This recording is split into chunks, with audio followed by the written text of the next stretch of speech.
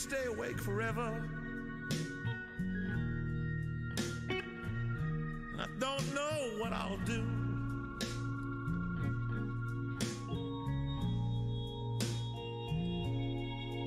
Cause I don't want to sleep. Cause maybe I'll dream of you.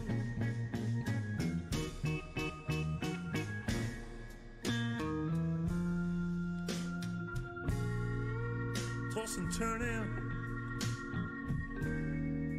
all the night long. Miss you, woman. Gone too long. I don't want to sleep. No, I don't want to sleep.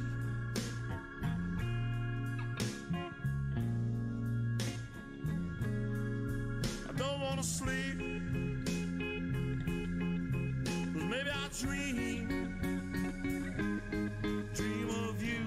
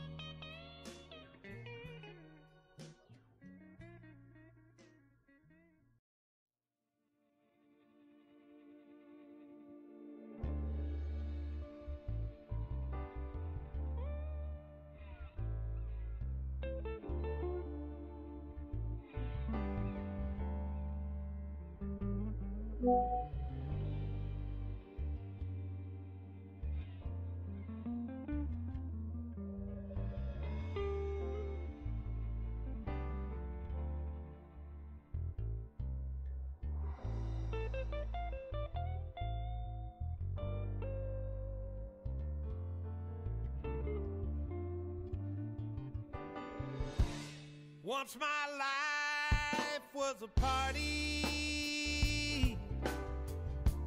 I thought everybody was my friend. We used to stay up all night long. I thought the party would never end. Well, now I know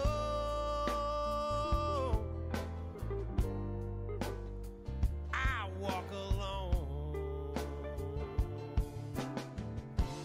Once I lived with a woman. She said her love would never go away. We used to make love all night long. Man, I thought my life was made. Well, now I know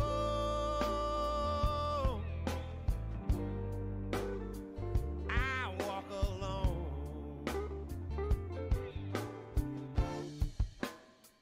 I walk alone.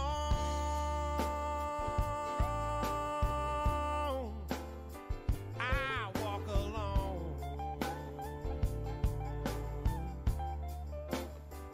I walk alone through this world. I walk alone.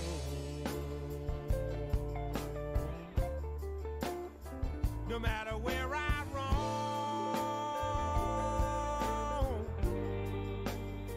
I walk alone. Well, I'm looking for my mother,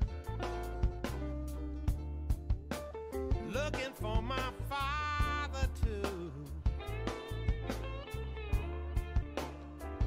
Look for my sister all night long. Hey, brother, brother, where are you? Well, now I know. Hello there. Bon, J'ai oublié d'aller pisser, maintenant c'est trop tard, c'est malin. Comment allez-vous? Bonsoir Nathalie Portman fan. Je crois que tu m'as laissé un message sur YouTube, me semble-t-il, aujourd'hui. Si ma mémoire est bonne. Bonsoir Kiri Mandarine, comment vas-tu? Bonsoir Obian, hello there. Hello NHK, hello there également. Bonsoir Weirlock 300, comment allez-vous tous? Salut Dari, merci Obian pour ton prime. Est-ce que la semaine fut bonne? Est-ce que le week-end s'annonce bon? Tant de questions et si tant de réponses. Qu'est-ce que c'est que ça? Il y a trop de choses là-dessus. Il y a trop de choses affichées sur cet écran. Voilà, le strict minimum me suffira et ça sera très bien. J'ai 2 dates prévues, donc oui, oh le vénard, oh le chanceux. Les 2 en même temps? On va peut-être, on va tenter une passe triple, convergente ou divergente? Salut Aloura, comment vas-tu? Je t'ai pas vu. Salut Salies82. Partage, espèce d'égoïste. Bah ouais, tu peux faire croquer un peu là. Sérieusement quoi.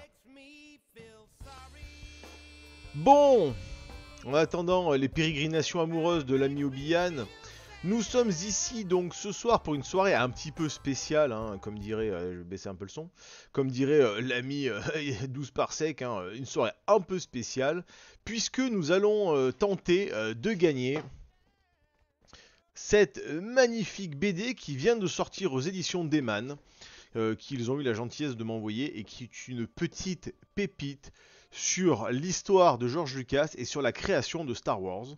Et vous apprendrez au fur et à mesure de cette BD, je vais y arriver, voilà, que c'est absolument miraculeux que Star Wars ait vu le jour. Donc un peu comme tous les films, j'ai envie de dire, c'est très très souvent le cas malheureusement.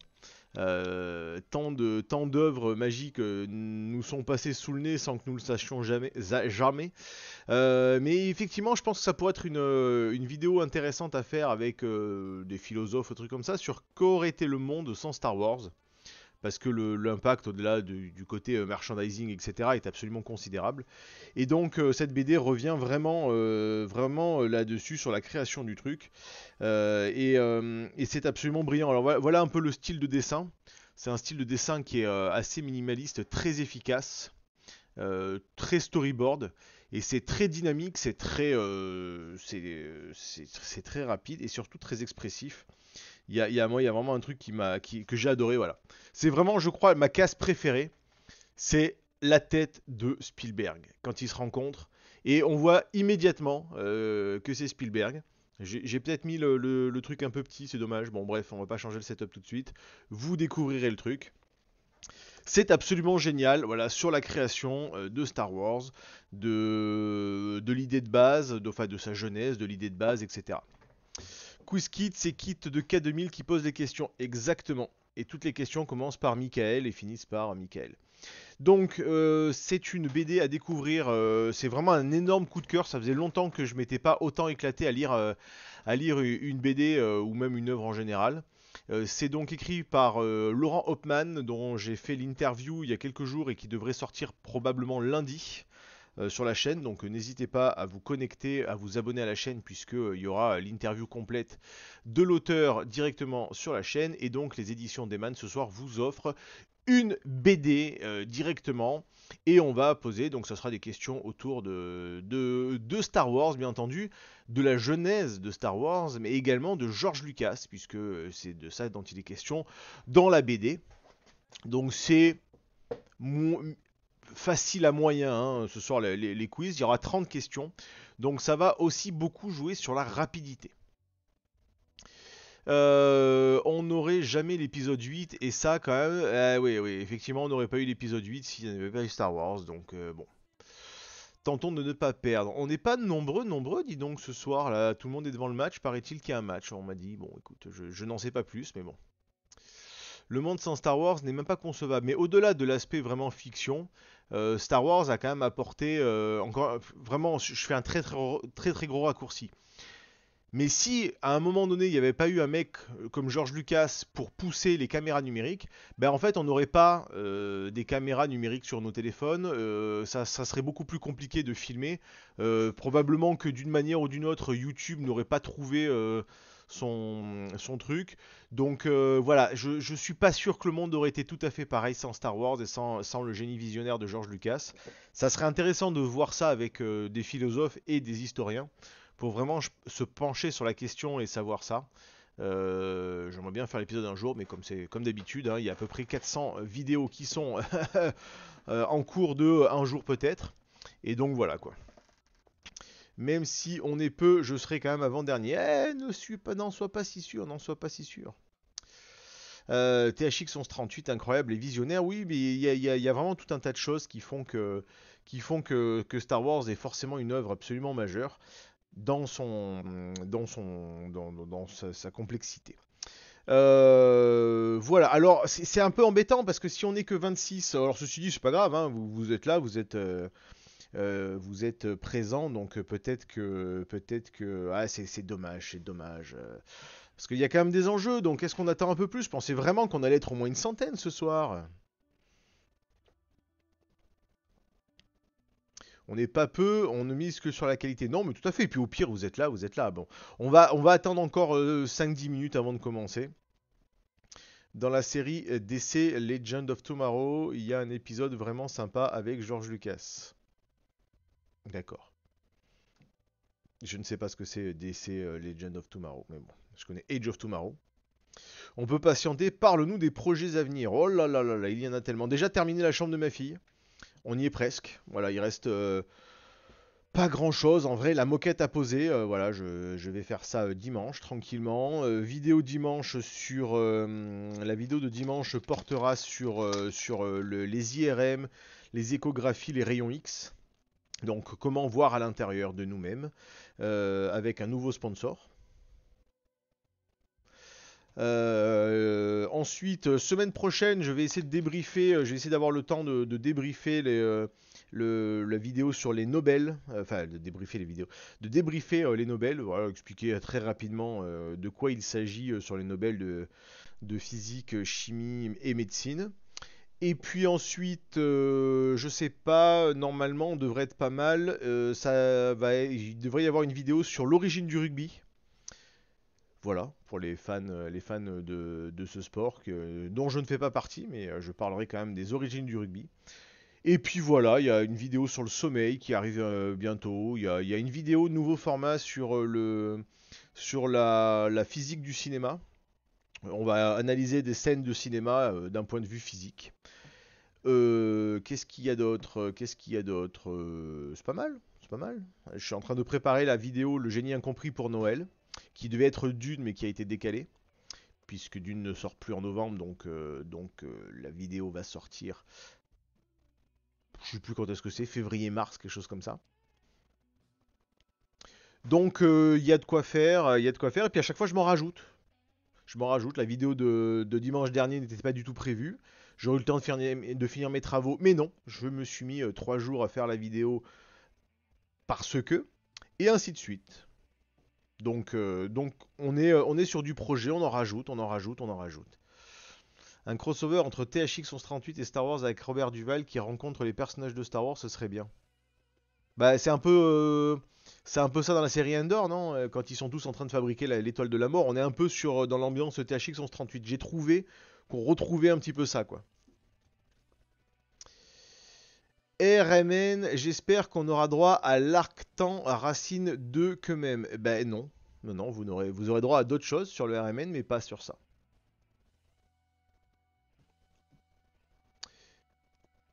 Sinon, quoi d'autre? J'ai vu Valentine aujourd'hui. Ça a empli mon cœur de joie, comme à chaque fois que je la vois. Pas de convention prévue d'ici là. Bonsoir, rebonjour Saturax, comment vas-tu?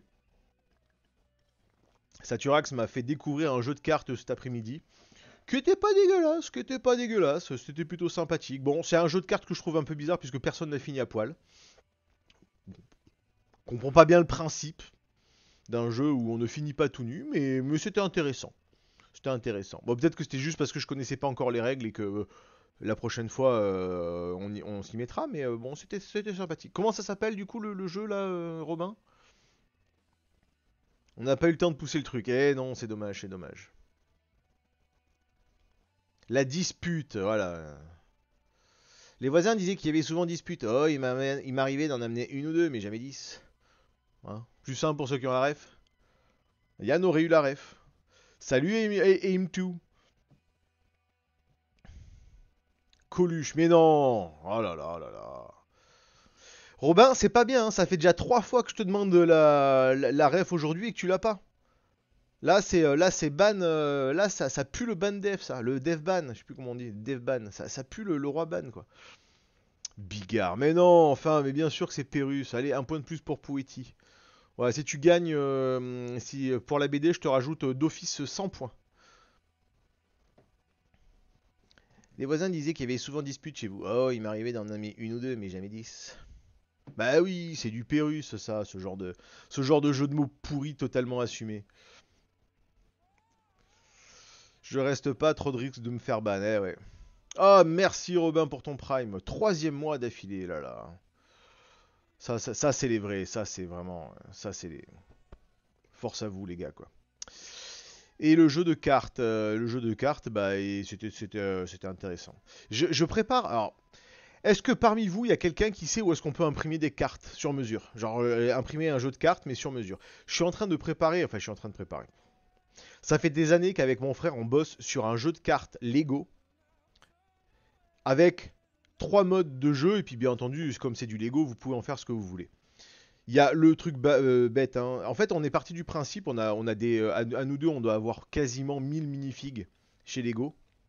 Non, chez un imprimeur, je veux pas chez un imprimeur, je veux une adresse, un numéro de téléphone, des horaires d'ouverture et des tarifs. Un imprimeur, même j'en ai un à côté de chez moi, j'en ai contacté des dizaines, les mecs qui me regardent avec des yeux ronds comme des billes, ils savent pas faire. Bref. Euh, on était parti sur le fait que qui est le plus fort sur les personnages de Lego. Genre bon, mais voilà, il a Superman, il bute tout le monde. Mais si on met de la kryptonite, le Superman vaut plus rien. Et ensuite, on est parti dans des délires comme ça, où effectivement, on pouvait avoir, par exemple, si vous avez Han Solo, bah, il n'est pas très fort, forcément, face à Superman, il va perdre. Mais par contre, lui, il a le Faucon Millenium. Mais il faut construire le Faucon Millenium.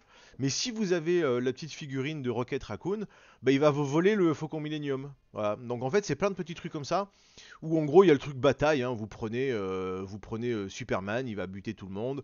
Vous prenez Batman, il est supérieur à Superman, donc il va buter tout le monde, et ainsi de suite.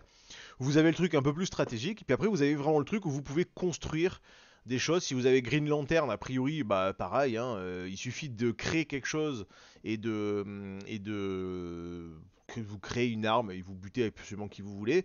Mais si l'autre en face a quelque chose de jaune sur sa carte, et ben Green Lantern meurt immédiatement, et ainsi de suite. Donc l'idée c'était vraiment de faire une sorte de truc comme ça. On en a créé facilement 200 des cartes.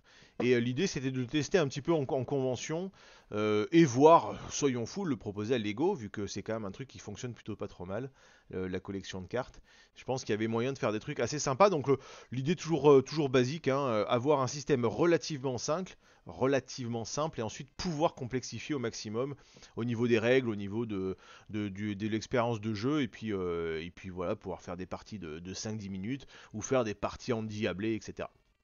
Mais j'aimerais bien pouvoir en imprimer, je sais pas, une cinquantaine, une centaine, histoire qu'on puisse se rendre compte et améliorer un petit peu le truc de jeu, sans que ça me coûte la peau du zboob, hein, n'est-ce pas?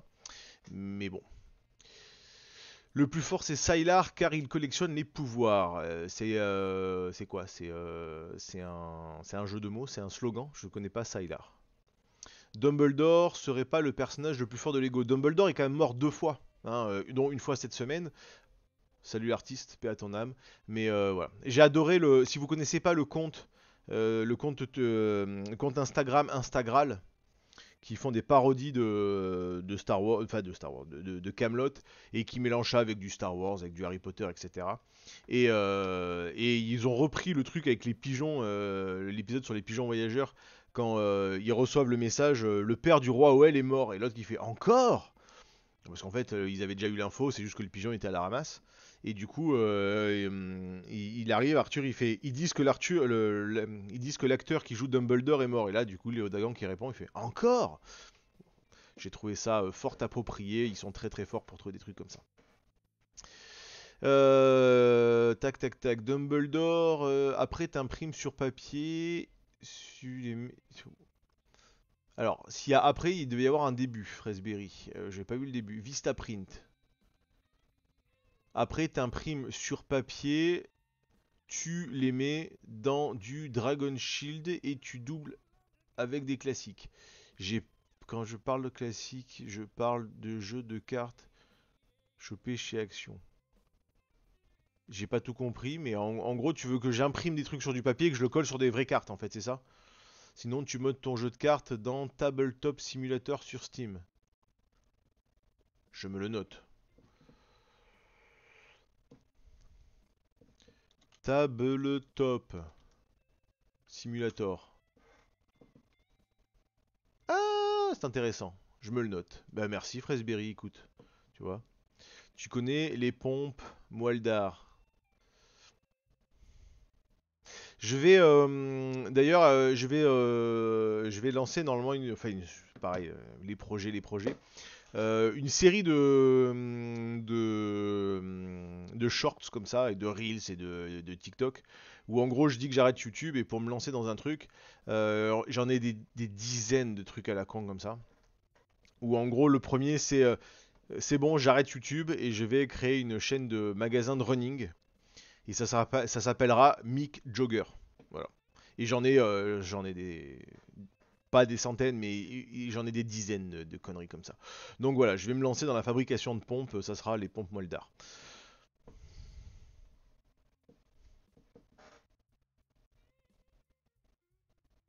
Et salut Ben Diaz. Bon bah c'est bon, il y a Ben Diaz, on peut y aller. Je pense qu'on peut y aller. Bon, on est une quarantaine à peu près, écoutez, ça va le faire, et puis les autres arriveront au fur et à mesure, et puis tant pis. Hein. Il est déjà 21h22, on va pas rester... Mais non, mais bien sûr que... de toute façon, Yann, si t'avais pas été là, j'aurais éteint le stream directement. Nous sommes 42, ben voilà, la réponse à tout. Alors, donc ce soir, alors je vais tenter le truc parce que je n'ai jamais je n'ai jamais lancé QuizKit avant. Je n'ai jamais lancé de stream là-dessus, de quiz. Donc on va tenter le truc. Alors normalement, vous devriez avoir une petite extension QuizKit qui va vous permettre de pouvoir répondre ce soir, au questionnaire. Donc là, on est sur le bon truc et là je fais Start Quiz. Donc là, normalement, vous devriez recevoir les règles. Voilà, là ici, vous allez avoir un petit encart qui apparaît.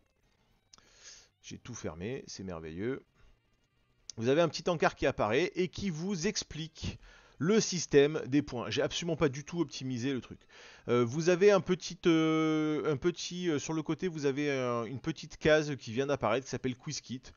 Vous l'ouvrez, vous suivez les directives, vous mettez votre pseudo histoire de ne pas avoir player numérotant, etc. Et donc le principe de QuizKit, vous allez avoir, donc je vais vous poser une question, vous allez avoir 4 possibilités à chaque fois. Les possibilités changent, c'est-à-dire moi je vais vous dire 1, 2, 3 ou 4. Sur votre écran, ça pourrait être 4, 2, 3, 1, etc. Ça sera dans le désordre, histoire que tout le monde ait un écran un peu différent et que ça rajoute un petit peu de suspense au truc. Et donc du coup, c'est un système de points basé sur votre temps de réaction. Vous aurez 20 secondes pour répondre à chaque question. Si vous répondez en 0 millième de seconde, vous aurez 20 000 points.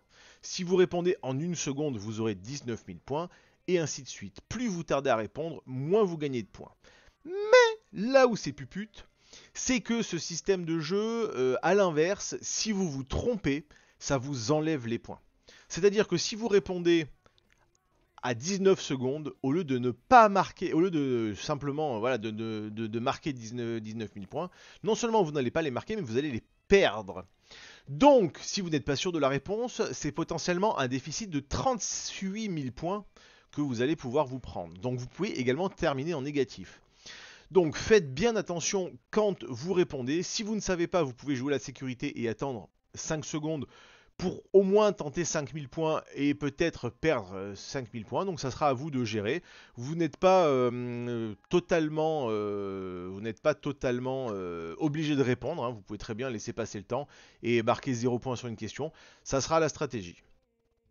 Je ne comprends pas comment lancer le quiz. Alors pour l'instant, vous ne lancez pas le quiz. Pour l'instant, vous lancez juste l'extension. C'est moi qui lance le quiz. C'est-à-dire que quand moi je vais appuyer, vous aurez là, ici, en bas de votre écran, dans l'espace vide prévu à cet effet, vous aurez les questions qui vont apparaître et vous cliquerez dessus. Moi, je joue en négatif. Si tu es table 1, je creuse le plus profond possible. Si je fais un mauvais score avec mon pseudo, c'est la lose. Ouais. Alors, encore une fois, c'est vraiment une question sur George Lucas, plus que sur Star Wars en soi, et sur la création de Star Wars. Ça doit être en haut ou en bas du stream, je me souviens plus, quelque part sur votre écran, normalement, il y a la petite extension qui vient de se lancer. Je sais plus comment c'est sur tablette non plus. Non, sur phone, c'est absolument pas mort. Au contraire, moi je trouve ça beaucoup plus intéressant de jouer sur le téléphone que de jouer sur l'ordinateur. C'est beaucoup plus, c'est beaucoup plus facile parce que sur le téléphone, en fait, vous avez les 4 propositions les unes en dessous des autres. Sur le PC, vous devez naviguer comme ça et vous pouvez perdre une demi-seconde à essayer de trouver le bon truc, quoi. Par contre, vous pouvez pas avoir le chat en même temps. Effectivement, sur la tablette ou sur le téléphone.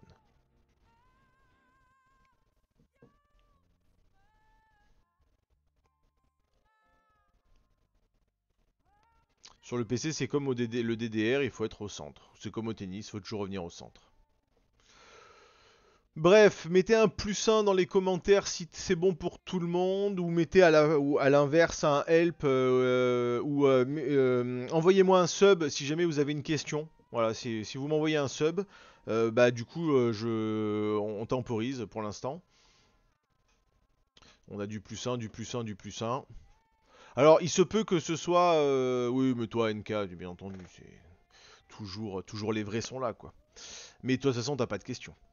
Donc, ça va peut-être être le chaos, et si tel est le cas, on va peut-être essayer d'en refaire un plus tard.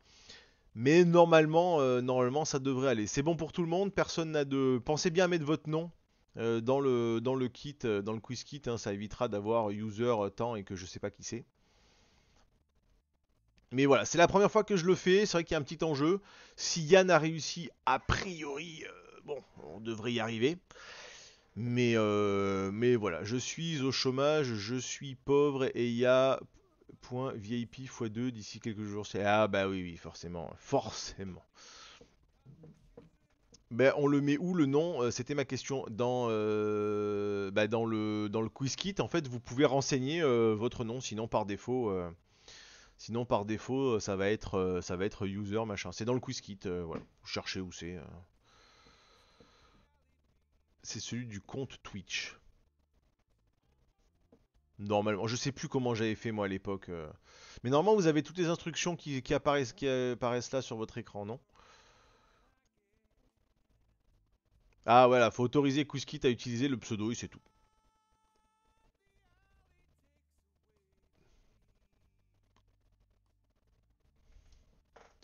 Bon écoutez, je lance le truc, donc je fais Start Game. Ah mince. Bon, question facile qui va jouer à la vitesse. Qui est le créateur de Star Wars? Steven Spielberg, Francis Ford Coppola, George Lucas ou John Bierut? Alors, je ne pensais pas que ça allait lancer directement, que ça allait partir comme un P. Désolé pour le petit truc, c'est une question facile pour se mettre en jambe. Je joue aussi, comme ça si c'est moi qui gagne, et ben je garde la BD.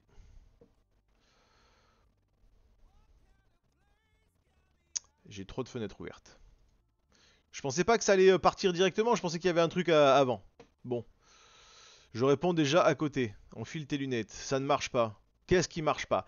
Les gars, quand vous dites ça marche pas, ça ne veut rien dire. Soit vous expliquez concrètement ce que vous avez face à vous, Parce que là, ça marche pas, on sait pas où vous êtes, on sait pas comment ça fonctionne. Je dis ça, je suis désolé, hein, Wearlog, je monte un peu la voix, mais j'ai ça toute la journée sur l'appli. Les gens qui testent, ça marche pas. À quel niveau? Au moment du lancement, au moment de mettre son pseudo, au moment de charger les trucs? Il n'y a rien écrit, seulement quiz.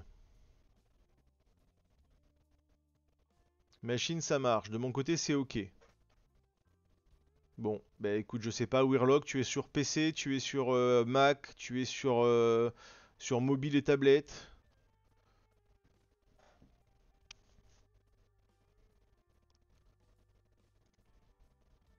Instruction pas claire, Zizi coincé dans le micro-ondes. Ah ouais, c'est chaud quand même. Ça ne marche pas, n'est pas une erreur Windows. Bref.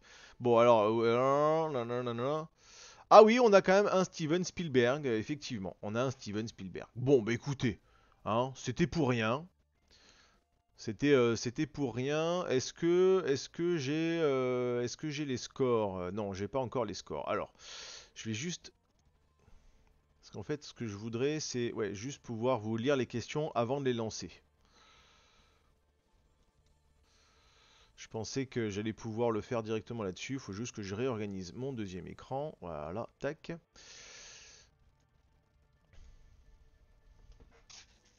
Non, ça c'est bon, c'est fait. Tac.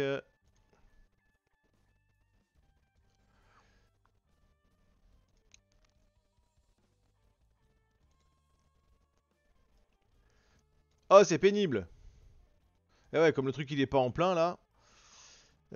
Tac, tac, tac, tac, tac, tac. Ok. Ah putain, j'ai pas tous les trucs là. J'arrive pas à tout avoir. Ou que c'est pénible. Bougez pas, j'arrive. Bougez pas, j'arrive. Comme ça laisse le temps aux autres d'arriver s'il y en a d'autres. Pourquoi il veut pas se mettre en plein lui? Ouais, comme je suis obligé de partager mon écran, j'arrive pas à avoir tout. C'est prodigieux, c'est super mal foutu leur truc. Bon, voilà, c'est bon, j'ai tout. C'est bon pour tout le monde. Salut Tienou, comment vas-tu? Ben voilà, tu vois, tu disais que t'allais être négatif et tout. J'ai le temps d'aller pisser ou pas? Non, malheureusement, non, on va attaquer directement la question 2. Alors tu réponds à la question 2, puis le temps qu'on la fasse, t'iras pisser tranquillement. Bonsoir Al Control Supre, installe-toi. Tu n'as loupé que la première question, donc tu es tout à fait encore dans la course, il n'y a pas de problème. Alors, deuxième question. On est toujours sur du quiz George Lucas. Où est né donc l'ami George Lucas? À Emeryville, en Californie, à Cupertino, en Californie, à Monterey, en Californie, ou à Modesto, en Californie. Attention, il y a peut-être un piège. Bien entendu, hein, vous ne mettez pas les réponses dans le chat, sinon vous serez banni instantanément. Donc, où est né George Lucas? Cupertino, Emeryville, Monterey ou Modesto? Je sors du bar, une bouteille sera pas assez. Ah oui, là, c'est l'erreur. C'est l'erreur à ne pas commettre. Il est né en Californie, a priori, ça en est bon. Ça en est bon. À Tombouctou, en Californie. Si vous ne connaissez pas, je vais vous donner le pseudo exact. Sur Instagram, une demoiselle qui s'appelle. Alors attendez, parce que c'est Louise, mais je sais plus si c'est Louisette ou quoi.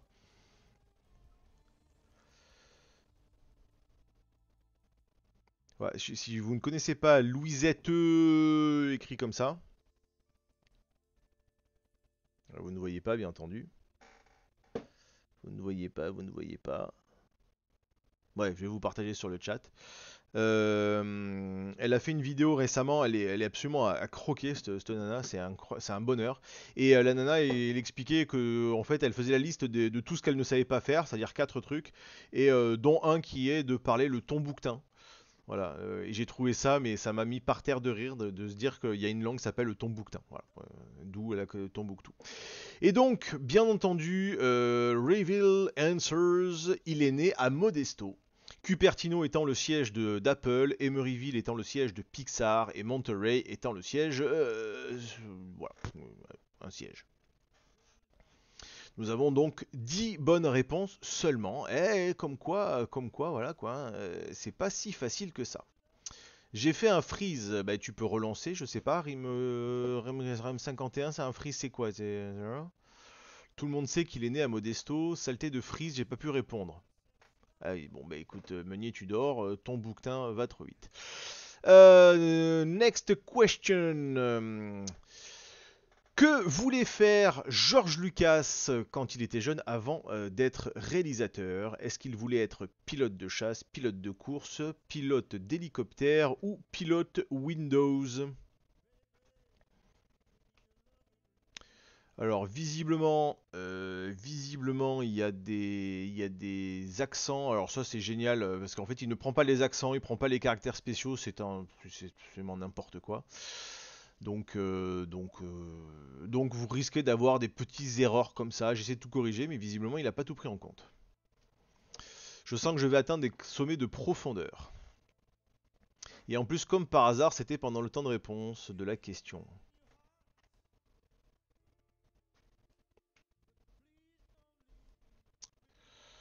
Chez moi, ça marche pas. Chez moi, ça ne marche pas. Le truc, c'est nul. Alors, pareil, Nathalie Portman, il faut que tu expliques vraiment ce qui ne marche pas en fait. Ça n'est pas c'était pas une question. Encore raté, pilote de course, bien sûr. Rem, je sais pas ce qui se passe chez toi, mais ça, c'est, ouais, ça a l'air compliqué en fait. C'est-à-dire qu'à chaque fois que tu veux répondre, ça freeze. Reveal Answer, c'était bien entendu pilote de course. C'était un gamin qui était assez difficile et effectivement, sa passion était les bagnoles. Et un jour, il s'est gravement viandé. Et donc du coup, devant le destin, eh bien, il s'est dit que il allait faire autre chose de sa vie. Et donc devenir réalisateur. Tout ça est expliqué donc dans la BD Les Guerres de Lucas de Laurent Hopman et Renaud Roche aux éditions d'Eman que donc vous tentez de gagner ce soir. Et c'est un monde effectivement qu'il raconte dans son dans son deuxième film, pourquoi son deuxième film, American Graffiti. Next question. Merde, j'ai oublié de la lire. Où a étudié George Lucas? UC Berkeley, UCS, UC in the Sky ou UCLA? J'ai oublié de répondre, de lire la question avant de la lancer.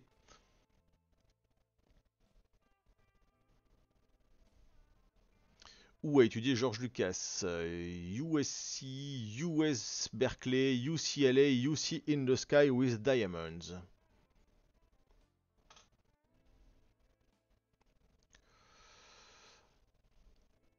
En fait, le quiz est basé sur un livre qu'on n'a pas encore et qu'on essaie de gagner. Bah, tout à fait. Le but, c'est de vous parler de tout ce que vous allez trouver dans ce magnifique livre, bien entendu. C'est un peu comme pour les plus vieux d'entre vous, hein, quand on était là à Vidéogag à essayer de gagner à celui qui aurait le truc le plus drôle. Et à Vidéogag, tu faisais gagner un caméscope. Ouais, c'est super, mais comment je les filme mes gags si j'ai pas déjà un caméscope? Mais voilà, là c'est un peu le truc. Lucy, You See in the Sky. Oui, tout à fait. Question subsidiaire, quel est le code barre de ce livre? Exactement. Salut Ludo Ventura, ravi de t'avoir rencontré à QC. Bah écoute, merci, ravi également de t'avoir rencontré Ludo Ventura. Normalement, je crois qu'on revient l'année prochaine, il me semble. Il me semble que c'était un peu sur les rangs. Et donc je serais ravi de te re-rencontrer. Je crois que c'est les 20 ans ou les 25 ans, donc il risque d'y avoir un peu du truc. Alors, Reveal Answers, et non, ce n'était pas UCLA, mais c'était UCS, ouais, finalement, il y avait beaucoup de mauvaises réponses. Non, non, Berkeley, Berkeley, je crois que c'est plutôt une fac un peu science, non? C'est quelque chose comme ça. UCLA, je sais plus ce que c'est, et UCS, c'est USC, University of South California. Et You See in the Sky étant un jeu de mots extrêmement bien senti de votre serviteur. Il y a eu beaucoup de casses là-dessus. Beaucoup de casses, seulement 3 bonnes réponses. Bah écoutez, voilà. 36-15 UCLA, tout à fait. Ça, c'est pour les vintage donc. Ah voilà, j'étais sûr c'était UCS. Encore foiré. Elizabeth Berkeley, ça j'ai beaucoup étudié, ouais, Elizabeth Berkeley. Donc, sur les bancs de USC, pardon, sur les bancs de USC, qui n'a pas rencontré George Lucas? Francis Ford Coppola, Steven Spielberg, Irving Kershner ou Stanley Kubrick? Qui George Lucas n'a pas rencontré durant ses études?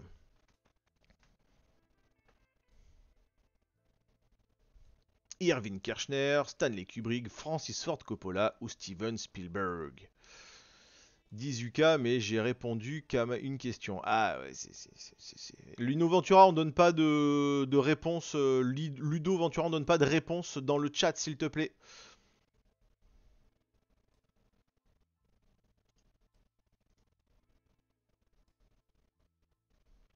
Rem, pareil, on ne donne pas de réponse dans le chat. On ne joue que sur le quiz kit. Que des réals de seconde zone, effectivement, tout à fait.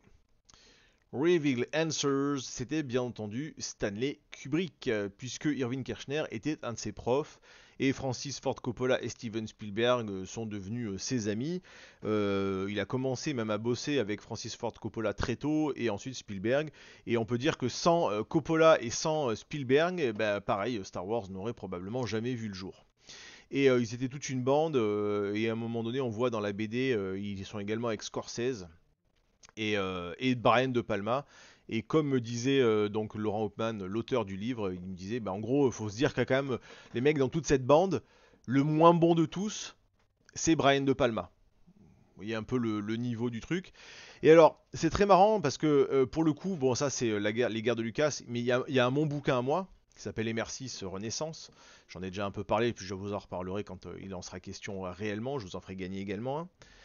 C'est vraiment ça, c'est vraiment le regroupement des génies. Qu'est-ce qui se passe quand il y a des génies qui se retrouvent au même endroit, au même moment, et qu'ils s'émulsent tous ensemble. Et c'est parti un peu de là, c'est parti un peu de cette rencontre qu'il y a eu entre donc Lucas, Spielberg, Coppola, De Palma, etc. De Palma qui a beaucoup contribué aussi à faire ce que de Star Wars ce qu'il est aujourd'hui. Sixième question. Quel est le nom de son premier film, de son film d'étudiant qui est devenu ensuite un long métrage? Ah, j'ai pas donné les réponses. C3PO, R2D2, cassette CD-DVD ou THX 1138. J'ai pas donné les. J'ai pas donné les suggestions. Je débute. Écoutez, soyez indulgents. Ce n'est pas tous les jours qu'on fait sa première fois. Kubrick n'existe même pas, c'est Kubrick. Ouais, alors le Kubrick's Cube, merci quoi. Ah ouais, Kubrick n'existe pas. En plus, j'ai pas vérifié forcément toutes les orthographes. Quel est le nom de son premier film? C3PO, THX 1138, cassette CD-DVD ou R2D2? Il s'agissait bien entendu de THX 1138, qui était donc un court métrage dont il parle également dans la BD. Absolument tout le monde se demandait en disant c'est pas possible que ce soit un étudiant qui ait fait ça tellement le truc était quali. Alors c'est un truc que je dis beaucoup aussi à mes étudiants, c'est-à-dire qu'il y a un cahier des charges très précis. C'est-à-dire vous devez faire un film de 10 minutes avec tel budget, etc. Lucas, il a explosé absolument tout. Il a fait un film plus long, en explosant les budgets, en allant chercher beaucoup plus loin, donc il n'a pas respecté le truc. Mais par contre, c'était tellement bon que malgré ça, le mec a quand même fini avec le premier prix. Donc c'est ce que je dis aux étudiants, c'est toujours le fait de, si vous voulez casser les codes, n'hésitez pas, mais par contre allez-y à fond quoi. C'est-à-dire n'y allez pas, genre non mais j'ai pas respecté les codes pour faire la même chose que tout le monde. Soit vous explosez tout, soit vraiment voilà quoi. Hop là Nico, qui est Nico? Bonjour Nico, comment vas-tu? Youpi, j'ai faux et hop là. En fait, j'ai perdu du temps à lire les autres réponses des fois qu'il y avait un piège. Et oui, parce qu'il peut y avoir des pièges. Donc voilà, donc c'était bien entendu THX 1138. Question suivante. Quel studio d'effets spéciaux a créé George Lucas? Weta Digital, Digital Domain, ILM ou Studio Raclette? Quel studio d'effets spéciaux George Lucas a créé? Digital Domain, Weta Digital, ILM ou Studio Raclette? Sachant que les quatre existent. Hein. Mais un seul a été créé par George Lucas.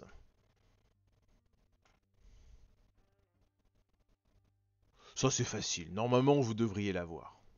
Normalement, ça tout le monde l'a.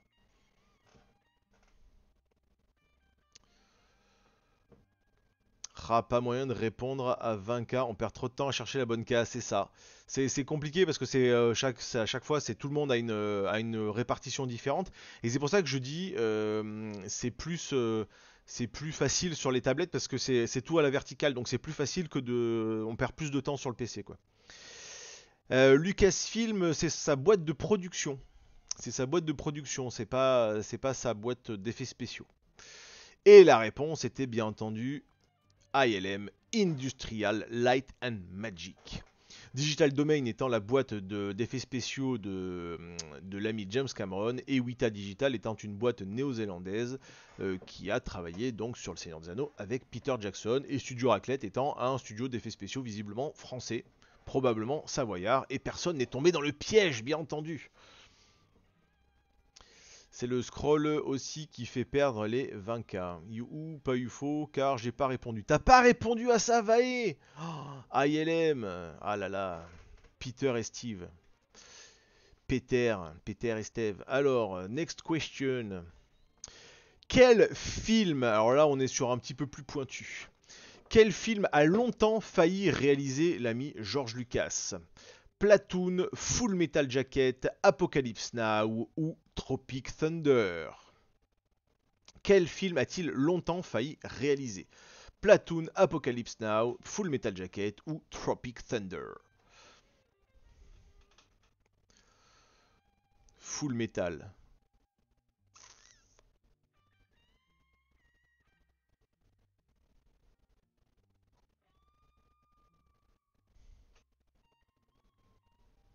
Là, vous pouvez jouer stratégique hein, en tentant 5000, 2000. Je me suis peut-être trompé, j'ai été trop vite. Mais nous si en répondant... tu nous gâches le plaisir. Meurtre, misclick. Ah là là, les misclicks qui peuvent faire perdre, une partie, mais peuvent également faire perdre la vie. Reveal answer, il s'agissait de Apocalypse Now et non pas Tropic Thunder. Autant Platoon et Full Metal Jacket pouvaient être éventuellement. Non, Apocalypse Now, alors il y avait quand même un petit indice, c'est que comme c'est un film de Coppola, en fait il a failli longtemps le réaliser et le truc a mis beaucoup de temps à se faire et finalement il a dit non, ça m'intéresse plus parce qu'il était parti sur Star Wars et donc du coup c'est Coppola. Je dis une connerie peut-être, c'est Coppola qui a fait Apocalypse Now, on est d'accord? Misclick à 19 000 points. Ah là là là là là là. Oui, alors attendez, je confonds. Donc oui, ça c'est bon. Platoon, c'est qui? Je sais plus. Et Full Metal Jacket, c'est Oliver Stone, hein, me semble-t-il. Je mélange un peu les trucs. Le pire, c'est que je le savais. Eh ben voilà, ben oui, il fallait jouer si vous le saviez. Bon. Donc oui, effectivement, il était pendant un petit moment pressenti donc pour réaliser Apocalypse Now. Entre-temps, donc, lui, il était parti un petit peu sur autre chose. Full Metal Jacket, c'est Kubrick, ouais, Platoon Stone, voilà, j'ai un peu tout mélangé. Quel film voulait-il faire donc avant de réaliser Star Wars? À la base, il voulait adapter un autre héros, toujours un peu dans le space opera, mais un héros de comics. S'agissait-il de Flash Gordon, de Superman, de John Carter ou de Howard the Duck? Quel film voulait-il faire avant de créer Star Wars? Superman, John Carter, Flash Gordon ou Howard the Duck? Et Tropic Thunder, je ne sais plus. Tropic Thunder, c'est de Ben Stiller, me semble-t-il. Je crois que c'est lui qui a réalisé ce film. Non, c'est pas Ben Stiller qui a fait Tropic Thunder?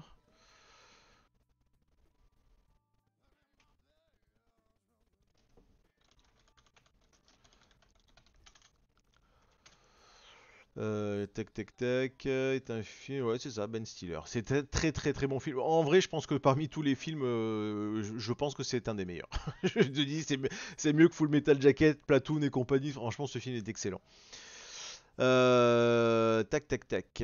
Voilà. Et donc, Reveal Answer, il s'agissait bien entendu de Flash Gordon, que mon père connaissait sous le pseudo Guy L'éclair, puisqu'ils avaient traduit à l'époque. Donc, mon père, quand il regardait ça quand il était gamin, ça s'appelait Guy L'éclair. Et donc, ensuite, qui a été adapté, effectivement, Flash Gordon a été adapté au cinéma avec la fameuse musique de Queen. Avec un truc qui, pour le coup, a très, très, très mal vieilli, contrairement au Star Wars. D'ailleurs, John Carter, c'était quand même ok, tiers, ça avait un potentiel de ouf. Ouais, non, il y avait du potentiel, mais ils en ont fait quelque chose de totalement débile. Bah, le problème, Robin, c'est toujours pareil. C'est-à-dire que quand tu fous sur un truc comme John Carter, au lieu de mettre un scénariste qui sait de quoi il parle, t'en mets 16. À la fin, tu arrives sur un produit Disney de cette époque-là, totalement insipide, sans le moindre putain d'intérêt, quoi. Par contre, le film, c'est un nanar. Voilà. Donc voilà, Flash Gordon, voyez-le pour la blague, c'est pas bon, quoi. C'est pas très très bon, quoi. Voilà. Donc du coup, mais pourquoi n'a-t-il pas pu réaliser Flash Gordon? Que l'a-t-il en empêché? Eh bien parce que les droits de Flash Gordon appartenaient à quelqu'un d'autre qui n'a pas voulu lui lâcher. Est-ce que Flash Gordon appartenait, les droits de Flash Gordon appartenaient à Jean-Luc Godard, à Alain Resnais, à Jean-Pierre Mocky ou à François Truffaut? Est-ce que les droits d'auteur, les droits de Flash Gordon appartenaient à Jean-Luc Godard, François Truffaut, Jean-Pierre Mocky ou Alain Resnais? Ça, si vous suivez ma chaîne, j'en ai déjà parlé, plusieurs fois même. Bon, après, c'est un peu comme quand Yann me dit mais si, enfin ma poule, j'en ai parlé dans ma vidéo. Mais mec, tu crois vraiment que je retiens ce qu'il y a dans mes vidéos? Même moi, déjà, je ne me souviens pas forcément de tout ce que je dis dans mes propres vidéos. Donc c'est voilà.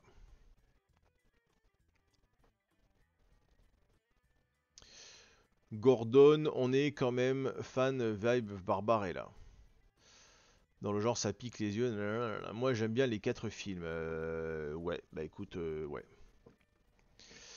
Aucune foutre idée. Reveal Answer, il s'agissait d'Alain Resnais, le réalisateur de On connaît la chanson et ainsi de suite. Probablement qu'Alain Resnais a rien à foutre avec les 3 autres, je sais pas, mais c'est juste que je trouvais que ça avait l'air un truc un peu, voilà.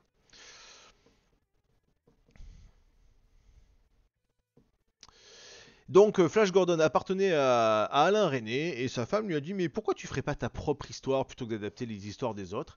Et bien lui en a pris, heureusement, merci Alain Resnais, puisque c'est là où il a commencé à écrire Star Wars. Je vous ai passé les questions que j'avais préparées quelques-unes sur la genèse de Star Wars, comment ça se faisait un peu. Le premier script était quand même coton, mais bon voilà. Bon, ça normalement si vous suivez la chaîne vous devez avoir la réponse.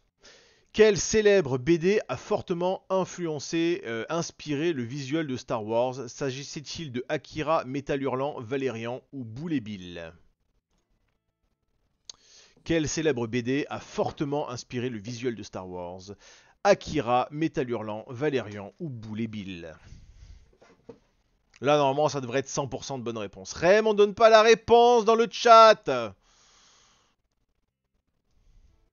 Comment on fait pour virer ça, là? Comment on fait pour vous bannir?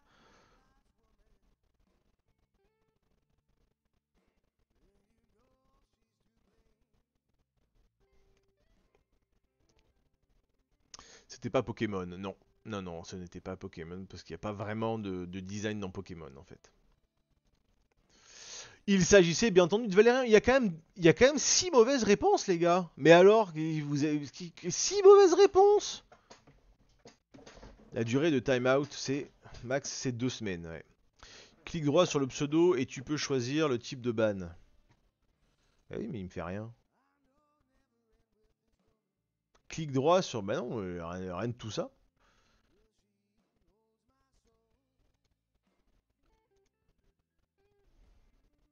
Ah non, c'est pas clic droit, c'est clic normal. Tac, tac, tac. Le prochain qui donne la réponse, je le banne. Oui, clic gauche plutôt. Donc c'était bien entendu Valérian, hein, qui ont inspiré notamment. Bon alors Dark Vador c'est un peu plus mitigé, Mais la kryptonite de Han Solo, on le voit déjà dans un album de 76. On voit également les Shingus qui ont inspiré Watto. Il y a le Faucominium qui ressemble beaucoup au vaisseau de Valérian, et ainsi de suite. C'est où le quiz? Tu dois avoir une petite extension sur le côté qui s'appelle QuizKit, Georges Abitbol. Quand tu te mets sur le côté, j'ai des moustiques dans mon appart. Quand tu te mets sur le côté, tu as un truc qui s'appelle QuizKit. Il suffit que tu l'ouvres et ensuite tu fais le truc. La kryptonite de Han Solo? Non, la carbonite. J'ai dit la kryptonite. Écoutez, hein. Voilà. En même temps, ça n'existe pas. Donc la carbonite.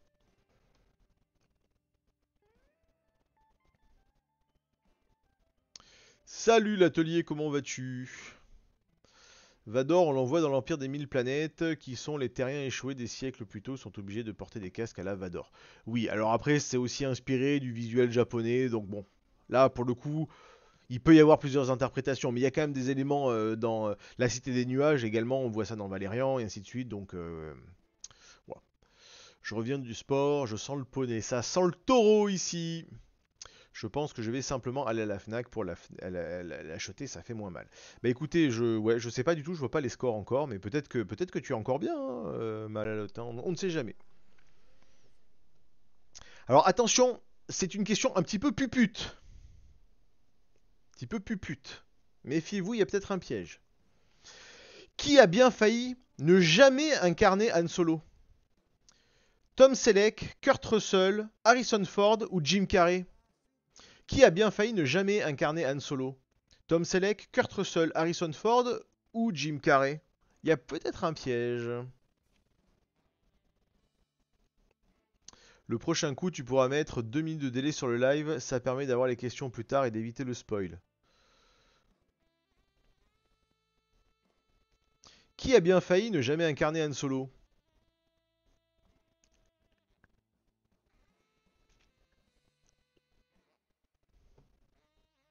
La question est un petit peu pupute. Là, je sens que, ah là là, je sens que je vais vous ratiboiser sur cette question. C'est vrai qu'elles arrivent tardivement sur PC, c'est pas grave, ça vous laisse plus de temps de trucs, mais après voilà, de toute façon ça laisse le temps que tout le monde réponde.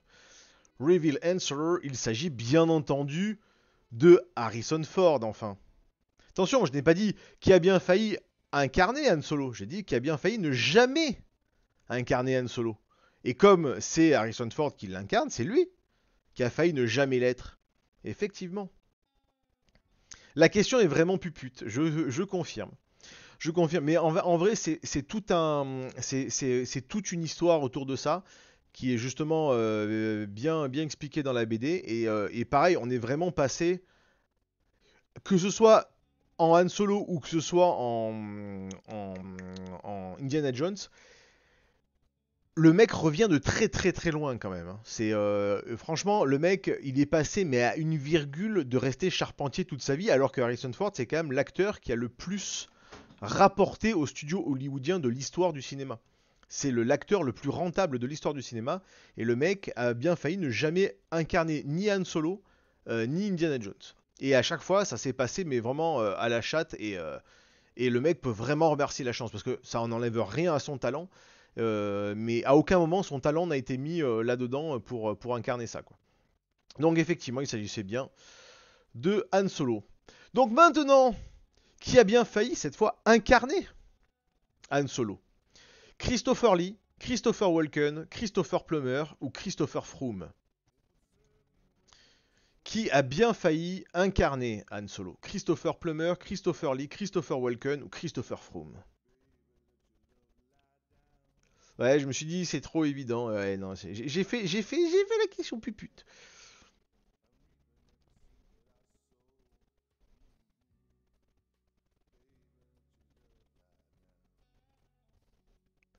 Au pif. Bon, déjà, vous savez que c'est a priori pas Christopher Froome.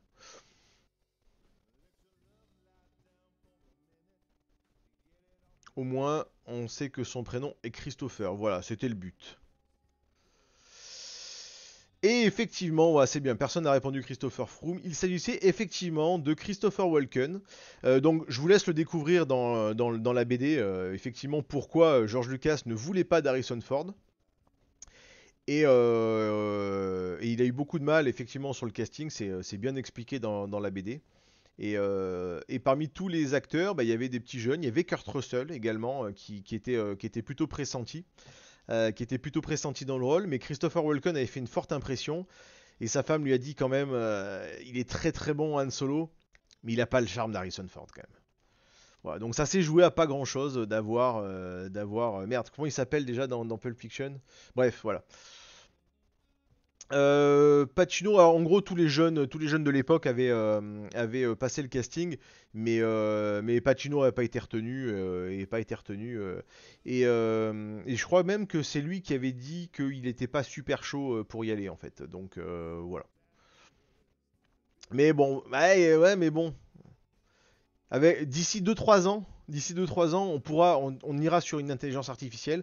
On refait tout le film Star Wars, mais avec Christopher Walken en Han Solo, et on pourra voir ce que ça donne. Voilà, attendons encore quelques mois, quelques années, et on pourra refaire le what if de tout ce qu'on veut, quoi. Dans le genre pas super chaud. Ah si si, alors Harrison Ford lui était super chaud, hein. Lui il y avait aucun problème là-dessus. C'était plus pour Indiana Jones qui était pas chaud. Mais pour Han Solo il y avait aucun problème. La scène de la montre dans Pulp Fiction, tout à fait. Avant dernière question, avant une micro pause pipi. Bon, c'est une petite question un peu, ça c'est un peu connasserie ça quand même. Mais je l'ai posé déjà plusieurs fois en convention pour ceux qui m'ont vu. Donc, quel âge avait George Lucas en 1977 pour la sortie de Star Wars épisode 4? Est-ce qu'il avait 30 ans, 31 ans, 32 ans ou 33 ans?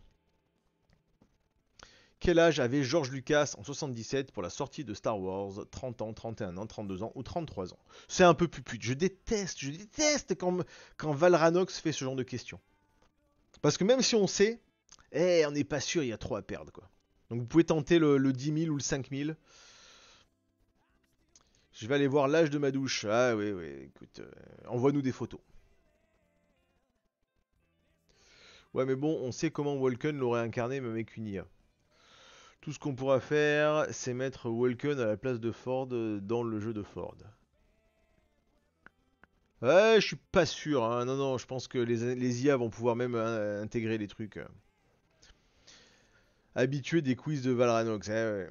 Ah ouais, avec les histoires de moi, ça peut être celui-là. Non, non, non. Ah oui, oui, ah ouais. En fait, il est né. Il avait juste son anniversaire venait juste de passer, ouais. Tchuss l'atelier, bonne douche. Il avait 33 ans. Ouh, elle a fait mal cette question. Ouh, elle a fait mal. Donc oui, il avait déjà 33 ans, ce qui était quand même relativement âgé, mais ouais, effectivement, voilà. Il est né en 44, il venait juste de fêter son anniversaire, donc ça fait bien 33 ans. Et dernière question avant la micro-pause pipi, quel personnage emblématique de Star Wars a été inspiré par le chien de George Lucas? Est-ce Chewbacca, Yoda, Dark Vador ou Princesse Leia? Quel personnage emblématique de Star Wars a été inspiré par le chien de George Lucas? Chewbacca, Yoda, Dark Vador ou Princesse Leia? Il y a peut-être un piège.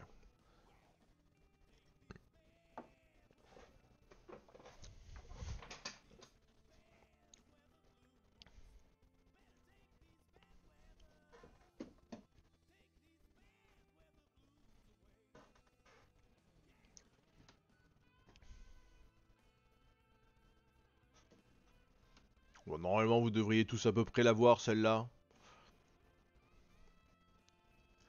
Si, Leia, à cause des macarons, tout ça. Ah, s'il avait un chihuahua, ça passait, hein. Il s'agissait bien entendu de Chewbacca, hein, n'est-ce pas Non, attention, j'ai parlé de la princesse Leia. S'il avait un chihuahua ou un chien avec un peu des trucs sur les côtés, ça pouvait inspirer la princesse Leia, il n'y a aucune raison. Salut Aetios, comment vas-tu? On s'est toujours pas appelé, mais on va s'appeler. Mais c'est juste que c'est le rush, je n'arrête pas de courir. Donc, faisons un petit point sur les scores. Nous sommes à mi-parcours, donc n'hésitez pas à aller faire une petite pause pipi. Il est 22h04, on reprend le quiz à 22h09. De Chic Tabac, comme il disait dans la première version française. Et si vous avez la version originale de 77, si vous regardez dans le générique, Luc s'écrit avec un C. Et il est bien marqué dans le générique comme étant Luc court le ciel. On est quand même passé à ça, parce qu'ils ont tout traduit, on est quand même passé à ça de suivre l'histoire de la famille court le ciel quand même. Donc, nous regardons les scores. Eh bien, donc la dernière réponse est détenue par Obian avec 19 500 points. Avec, ah bah tu vois, Vaï, tu disais que tu allais être nul, quand même de 19 000 points, etc. Et en premier, nous avons donc Kiri Mandarine, Poueti avec 205 000. Ah oui, Kiri Mandarine, t'as pris un petit matelas déjà. Là, t'as déjà 2 bonnes réponses d'avance. Et ceci dit, tu fais une mauvaise réponse à 19 000, Poueti peut presque te rattraper. Mais bon, Vae, donc 131 000 points, donc tu vois, tu es loin d'être dans les choux. Fresberry 11ème sur 33, c'est très bien. Rebelle Rookin, bonsoir à toi, j'aime beaucoup ton pseudo. Ouais, j'ai l'âge du Christ, bah écoute, c'est génial. Dans le premier tiers, c'est honorable. 31 sur 33, 31 sur 33, Nico m'a battu. Ben Diaz, dernier, bah, il fallait qu'il y en ait un. Il y a une BD à gagner, il n'y en a pas deux. Alors il y en a une deuxième malheureusement, mais bon, il voulait qu'on la partage sur Instagram, donc le concours se fera. Je pensais le faire là, mais ça sera la semaine prochaine. La semaine prochaine, ça sera un tirage au sort. Donc là, vos connaissances ne seront pas mises en jeu. Ça sera vraiment uniquement la chance. Mais voilà, bon écoutez, ça va pour l'instant, vous en sortez pas trop mal. Pour moi c'était facile à moyen, non, c'était vraiment trop compliqué. Puisque là on a quand même du 205 000 points, faut savoir que 205 000 points sur un total possible de 300 000 points quand même. Donc on est quand même sur du score relativement élevé quand même, hein. C'est pas rien, c'est pas rien. Mais attention Kiri, tout peut basculer, ça s'est vu. Des remontadas venus de nulle part. Ça me change des quiz Disney. Oui, alors non, parce que du coup on est totalement là-dedans. Même si effectivement c'est toute la période pré-Disney. J'ai perdu 35 000 points en tout. Ah putain, oui, ça fout les boules. Quand t'es là, tu te dis putain, mais si seulement cette réponse-là, j'avais pas mis ce clip, cette réponse-là, je le savais, machin. Et là, tu fais, ça se passe à tellement peu, mais bon. Non, Minotaur, on peut arrêter là. Oui, ben voilà, c'est Kiri qui a gagné. Non, c'est. Je sais pas. Ahsoka, vendu, pas vendu. J'ai entendu tout et n'importe quoi. J'ai entendu c'est une bouse du niveau d'Obi-Wan et Boba Fett. J'ai entendu c'est aussi bon qu'Endor. Donc du coup, Ahsoka, on valide pas. Non, bah, l'autre c'était une blague. Hein. C'est pas Kiri. Il y a encore 15 questions. Donc vous arriverez à vous refaire. J'aime bien la Ahsoka. Bah écoute, si tu l'aimes bien. Ahsoka sympa, mais c'est plus du Star Wars, c'est du Lord of the Ring. Par contre, c'est beau. Bon. Andor, ça vaut vraiment le coup. Ouais. Semaine prochaine, on va passer un mardi soir de folie. Tout à fait. Et tu veux la blague, Aetios? On n'a pas tourné mardi. Voilà. Donc live chez Aetios, t'as une adresse à m'envoyer là que je partage sur le chat tout de suite. Non, Cara a eu un problème, un petit gros problème de dernière minute, donc on n'a pas pu tourner mardi, on a tourné hier soir. Voilà. Bref, chez Pinball Mag TV sur Twitch. Attends, on va essayer de faire un truc propre. Tac. Est-ce qu'on arrive vraiment sur une chaîne qui existe? C'est incroyable. Allez hop, ça part directement. Donc les amis, mardi soir, donc lundi soir, ouh putain j'en ai pas parlé bien entendu. Lundi soir, ici 21h sur cette chaîne, sur ce Twitch, Nous allons parler de sa première fois avec pas n'importe qui, puisqu'il s'agit ni plus ni moins que Bruce Benamran de Y Penser. Et nous allons, pareil que lundi dernier, explorer sa première fois. Et donc mardi, donc ça sera sur la chaîne Twitch de Pinball Mag TV. Je ne sais pas à quelle sauce je vais être mangé, mais on va bien s'amuser. Donc vous aurez dimanche une vidéo, lundi soir un live. Lundi soir peut-être l'interview de Laurent Hauptmann, l'auteur de La Guerre de Lucas. Et mardi soir ça, et dimanche encore une autre vidéo. Donc vous allez voir ma gueule absolument tout le temps, partout. Pinball Mag, je ne connais pas, donc voilà, je vous partage Pinball Mag, n'hésitez pas à aller vous abonner tout de suite, histoire d'être directement dans le game, puisque c'est mardi, et nous allons, il y aura du muscle, voilà, du muscle et des années 90. Bruce qui s'est mis à faire, voilà, donc j'ai dit à chaque fois que dans les séries première fois, c'est quelqu'un qui dit, bah c'est Bruce qui m'a donné envie de faire des vidéos. Je donne 10 balles à l'association, à l'Institut Curie contre le cancer du sein. Voilà. Je vais bouffer du PH la semaine pro, effectivement, tout à fait. PH, si tu vois un Creature of the Black Lagoon chez Pinball Mag, tu le séquestres. J'arrive le récupérer, ça reste entre nous. Ça marche. Ça marche. C'est bon, tout le monde est revenu du pipi. On peut faire un petit plus 1 dans les commentaires, histoire de partir et d'enchaîner sur les 15 dernières questions de ce quiz. En même temps, ceux qui sont pas pris, ils peuvent pas mettre un plus 1, donc c'est toujours marrant de faire ça. Bref. Next question. Qui n'est pas prêt? Que les absents se manifestent. Je détestais ça quand j'étais gamin. Ah, il y avait toujours les vieux qui faisaient cette blague. Là. Que les absents se manifestent. Bref. Ceci dit, s'il en va un, tout ça, bref. 16e question de ce quiz George Lucas Star Wars. D'où vient le nom R2D2? De la numérotation des bobines de film, du menu que commandait toujours Lucas, du numéro de plateau où il tournait, d'un des enfants d'Elon Musk.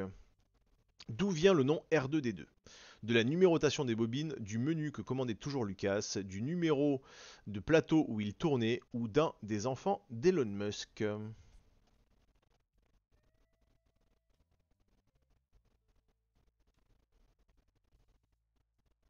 La vidéo de dimanche sera vachement drôle. On s'est bien marré à la faire. On s'est bien marré à la faire. Là, je sèche. Ah non, c'est l'atelier qui est parti prendre sa douche. Toi aussi, Rem, tu sèches? Passons sur cette blague parce qu'il faut pas trop non plus passer trop de temps voilà. Il s'agit effectivement de la numérotation des bobines, qui était donc R2D2, qui je sais plus exactement le truc, mais ça sonnait marrant, parce qu'en fait les bobines sont numérotées, nommées d'une certaine manière. Et voilà, et donc pas du tout du reste. Et ça pour le coup ça n'est pas dans le bouquin, c'est con parce que à la base je devais rechercher l'information pour vous la livrer, pour vous livrer l'anecdote entière dans son entièreté. Et j'ai oublié de la chercher, notamment à cause d'un certain Saturax TV. Donc n'hésitez pas à le huer dans les commentaires.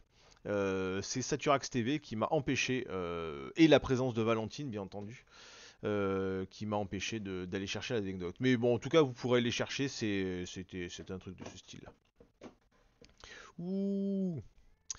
Question suivante, là on est plus vraiment sur du people, hein. Je pensais au plateau aussi, mais misclick de la chance, je l'avoue. Ah bah bravo. Ah bah en plus de ça, tu es aidé par la chance.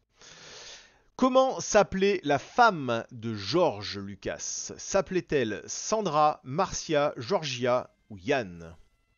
Comment s'appelait la femme de George Lucas? Georgia, Marcia, Sandra ou Yann? Et pourquoi je parle de sa femme? Puisqu'elle a été d'une importance absolument capitale, bien entendu d'un point de vue humain en tant que soutien moral dans toute cette épopée qui était la création de Star Wars, mais elle était également monteuse sur Star Wars. Et effectivement, elle a énormément contribué, puisque George Lucas avait beaucoup de mal avec une vision un petit peu trop novatrice de son œuvre. Les monteurs qui travaillaient avec lui n'arrivaient pas tellement à comprendre là où il voulait en venir.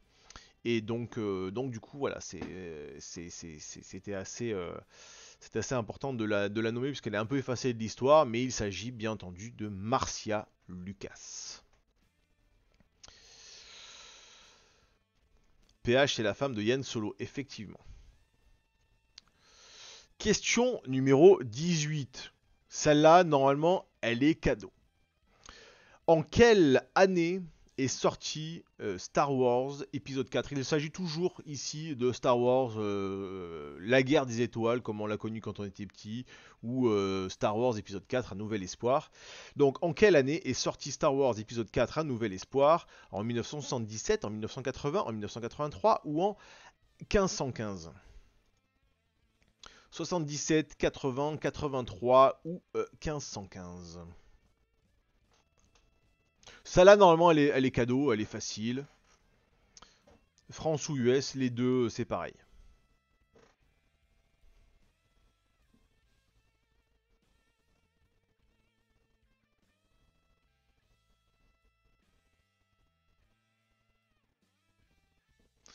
Oula, elle est pas assez loin, le 1515. Ah oui, là, là. Ah, le misclick sur 1515, là, je pense qu'il y a de quoi se jeter son PC par la fenêtre, effectivement.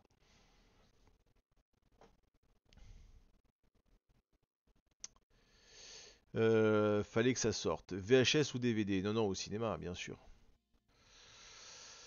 Reveal Answer, il s'agissait bien entendu de 1977. Absolument tout le monde l'avait bien entendu.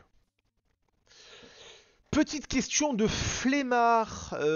Effectivement, j'aurais pu aller chercher plus loin. Mais c'est mi-pupute, mi-flemmard et remi-pupute derrière. À quelle date précise, cette fois, est sorti Star Wars épisode 4 aux États-Unis? Donc la toute première diffusion de Star Wars épisode 4 aux États-Unis. Était-ce le 17 mai? Était-ce le 25 mai? Était-ce le 16 octobre? Ou était-ce le 25 décembre 1977? À quelle date exacte est sorti Star Wars épisode 4? Le 17 mai 1977, le 25 mai 1977, le 16 octobre 1977 ou le 25 décembre 1977?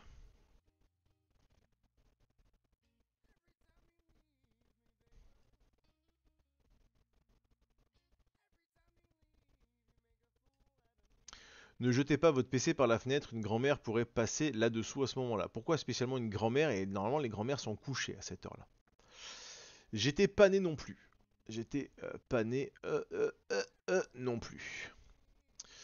Il y a une erreur de 3 jours. Une erreur de 3 jours. Ah bon? Comment ça, une erreur de 3 jours? Il s'agissait du 25 mai 1977, c'est-à-dire une erreur de 3 jours sur quoi? 19 octobre. C'est-à-dire, pourquoi 19 octobre fait référence à quelle date?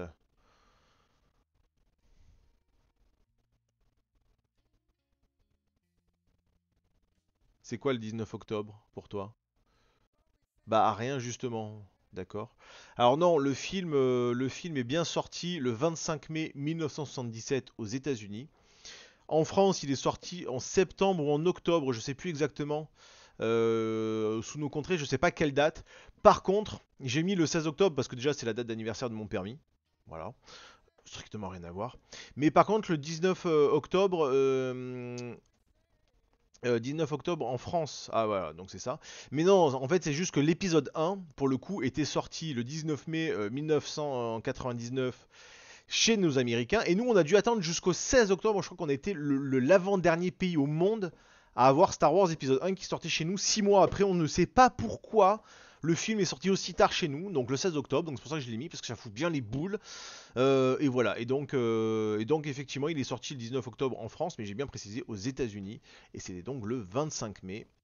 25 mai. Mais non, non, mais c'était pupute. J'ai dit c'était pupute et flemmard parce qu'en vrai j'aurais pu faire dans la même question, mais ça m'a fait deux questions gratos. Bref. Alors là, une petite question, je ne vous en dis pas plus. Dans combien de salles, le de 25 mai 1977 donc, dans combien de salles a été programmé Star Wars aux États-Unis le 25 mai 1977? Est-ce qu'il a été programmé dans 32 salles, dans 320 salles, dans 3200 salles ou dans 1977 salles, ce qui est plutôt cocasse, vous l'admettrez vous-même. Est-ce qu'il est sorti dans 32 salles? Est-ce qu'il est sorti dans 320 salles? Est-ce qu'il est sorti dans 3200 salles? Ou est-ce qu'il est sorti dans 1977 salles? Alors je sais pas si vous êtes familier avec ce truc-là, on parle aussi de copies, c'est-à-dire qu'on imprime un certain nombre de copies, on mise sur le fait que le film va cartonner ou pas, et donc effectivement, pour les petits films plus confidentiels, tous les films sortent pas à 500 copies, sachant qu'à l'époque il fallait imprimer, il fallait faire des duplicata de la bobine, donc effectivement, voilà, donc combien de salles ont programmé Star Wars lors de sa sortie? La grand-mère qui se prend un PC, c'est dans la série Noob. C'est une série française, je connais bien Noob, ouais. Et j'ai même un pote qui joue dans Noob. Xavier, comment il s'appelle Ah, le truc avec le masque là, je sais plus. Précieux, je crois. Précieux, ouais. Et Précieux. Et effectivement, le film a été programmé dans 32 salles à l'origine. Uniquement 32 salles, tellement personne n'y croyait. Les mecs, ils ont bossé pendant 4 ans dessus. Ça a été mais un boulot mais titanesque pour au final 32 salles. Et le bouche à oreille était tel que au Chinese Theater de Los Angeles, qui n'était pas du tout prévu, en fait, il y avait l'Exorciste 2 qui sortait à ce moment-là, donc tout le monde a oublié l'existence. Et, euh, et en fait, donc au dernier moment, au Chinese Theater, ils l'ont programmé. Ça a été un tel déferlement, tout le monde en parlait, tout le monde n'arrêtait pas d'en parler. Le bouche à oreille a été tel qu'il y a eu des files d'attente immédiatement de suite après ça. Et c'est là où effectivement le truc a commencé, alors qu'à la base c'était 32 putains de salles, quoi.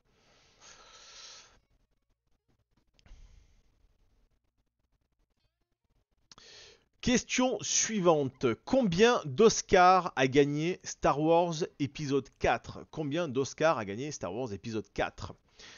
10 Oscars à 1 du record. 7 quand même, ce qui est plutôt honorable. 3, et c'est déjà pas mal. 0, faut pas déconner, hein, ça reste un Star Wars. Donc combien d'Oscars a gagné Star Wars épisode 4? 10 à 1 du record. 7 quand même.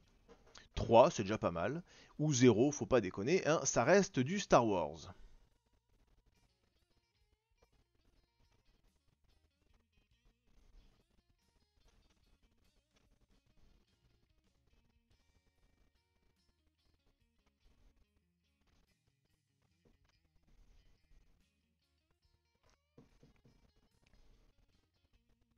32 Oscars, il y avait bien un Oscar par salle. Tout à fait.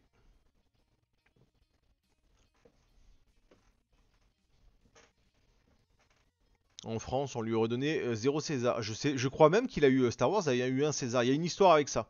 Je me demande même si Star Wars n'a pas eu un César.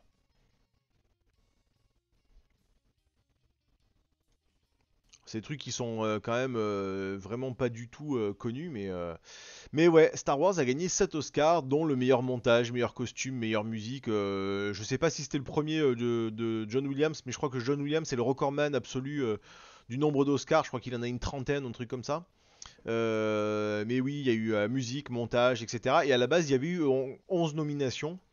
11 nominations comme Le Retour du Roi par exemple. Mais Retour du Roi, eux, ils ont fait 11 sur 11. Là ici, il y a eu 11 nominations et quand même 7 Oscars.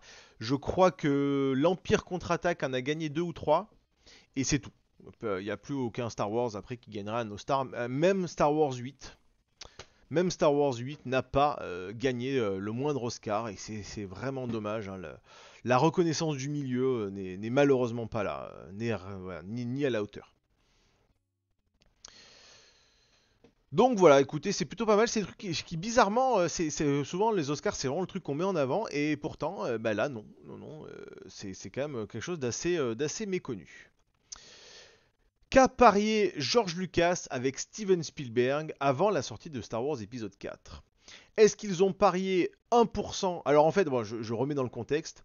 George Lucas était persuadé que Rencontre du troisième type de Spielberg allait mieux marcher que Star Wars. Lui-même, au bout d'un moment, n'en pouvait plus, il y croyait même plus à son projet. Et Spielberg a été un soutien absolument indéfectible en disant mais tu imagines même pas à quel point ton film va tout cartonner. Et donc du coup, ils ont fait un pari. Donc, qu'a parié George Lucas avec Spielberg? Donc, si jamais Star Wars faisait plus de recettes que Rencontre du troisième type, George Lucas s'était engagé à à offrir 1% des recettes de Star Wars à Spielberg. Est-ce qu'il lui a promis 1% sur la vente des jouets? Est-ce qu'il lui a promis 1% des actions de Lucasfilm? Ou est-ce qu'il lui a promis 1% de Vierzon? Qu'a parié Lucas avec Spielberg avant la sortie de Star Wars épisode 4? Si jamais Star Wars dépassait Rencontre du troisième type, il lui a promis 1% sur toutes les recettes de vente de jouets, 1% sur toutes les recettes de Rencontre du troisième type, 1% de Vierzon ou 1% des actions de Lucasfilm. Je me suis trompé dans la réponse. Enfin, dans la réponse. Dans la suggestion. Et là, merde, ah oui, je me suis trompé dans la suggestion. Ah merde, j'espère que ça vous a pas enduit en erreur. Merde. Bon. C'est dans l'autre sens, tout à fait, c'est dans l'autre sens. Ouais, ouais, ouais, ouais. Ouais, je suis allé trop vite, je suis allé trop vite.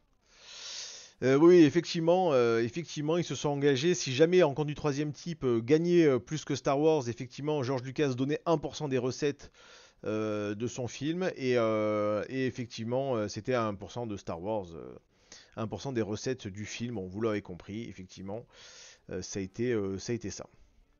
Et bien entendu, l'histoire a donné raison à George Lucas. Et quand le film est sorti, Spielberg aurait déclaré les gars, on décale la sortie de Rencontre du troisième type parce qu'à côté de Star Wars, on va être ridicule. Tu t'es fait nier? Ah non, Bian, tu t'es fait nier. Ben, on peut pas annuler la question. C'est vrai que là-dessus, quand je vois le truc, pourtant j'avais relu, mais c'était pas clair. Bon, la prochaine sera plus claire. Là, plus clair, mais là pour le coup, c'est le genre de question un peu pupute. La production de Star Wars épisode 4 a coûté 11 millions de dollars. Mais combien cela a-t-il rapporté au box-office? 125 millions de dollars, 550 millions de dollars, 775 millions de dollars ou 16 milliards de dollars. La production du film a coûté 11 millions de dollars, mais combien ça a rapporté au box-office? 125 millions, 550 millions, 775 millions ou 16 milliards?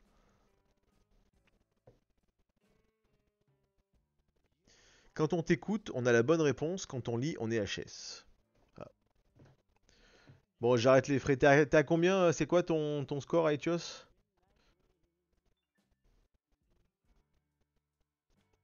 1000 millions de milliards.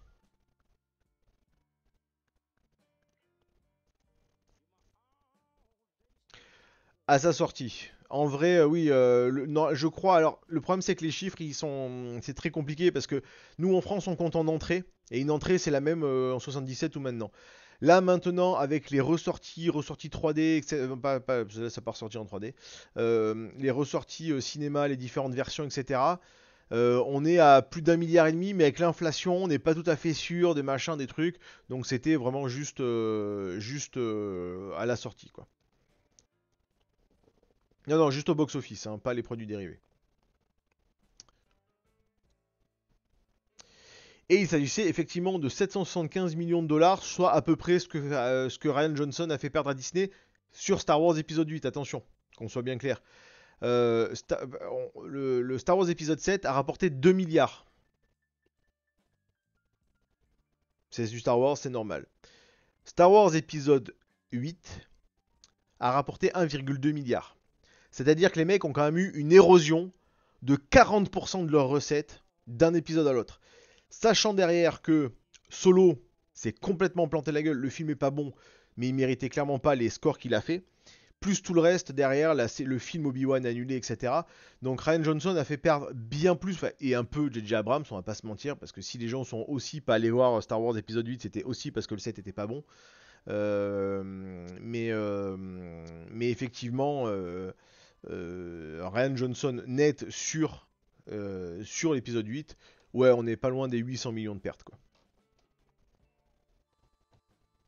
Mais bon, le bouche à oreille sur le 8, honnêtement, pareil, quoi.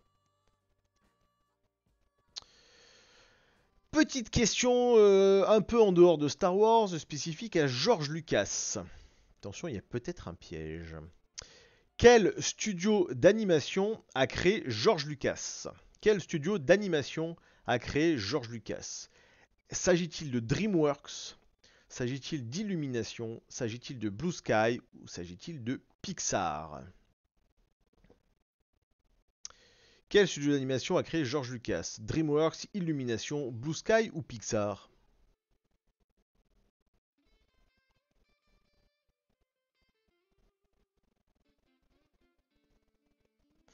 Alors moi je me suis arrêté au 8, hein, REM 51, honnêtement, j'ai vu le 7, j'ai dit le film est pas bon mais ils doivent être en train de travailler sur le 8, ils ont eu que 2 ans pour le 7, ils vont avoir 4 ans pour le 8.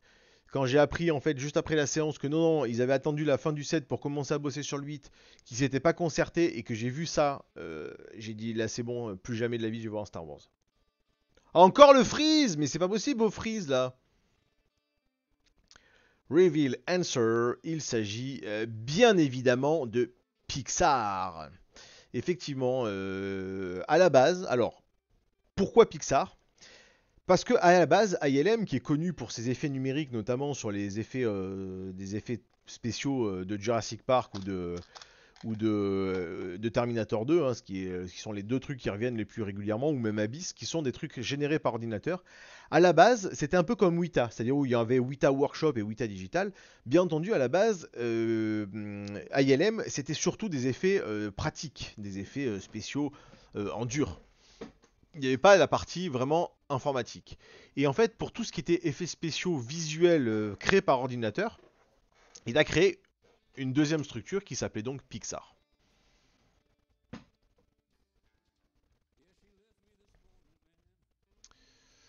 Arrêtez de télécharger des films.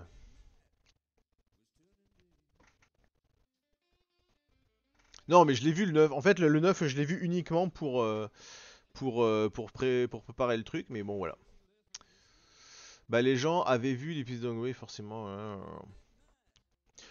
Donc voilà, donc quel studio d'animation a été créé par George Lucas? Il s'agissait de Pixar. À qui as-tu le vendu, Pixar? Est-ce à Steve Jobs? Est-ce à Bill Gates? Est-ce à Jeff Bezos? Ou est-ce à Elon Musk? Ça fait 2 fois qu'on parle d'Elon Musk ce soir.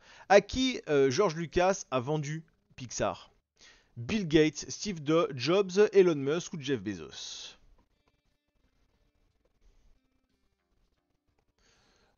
Ah putain, le freeze de la batterie de souris, l'enfer.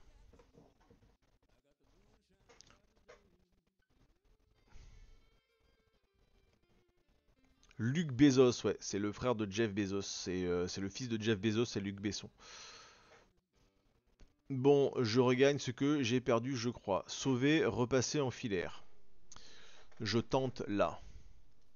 Tac. Tac, tac, tac, tac, tac.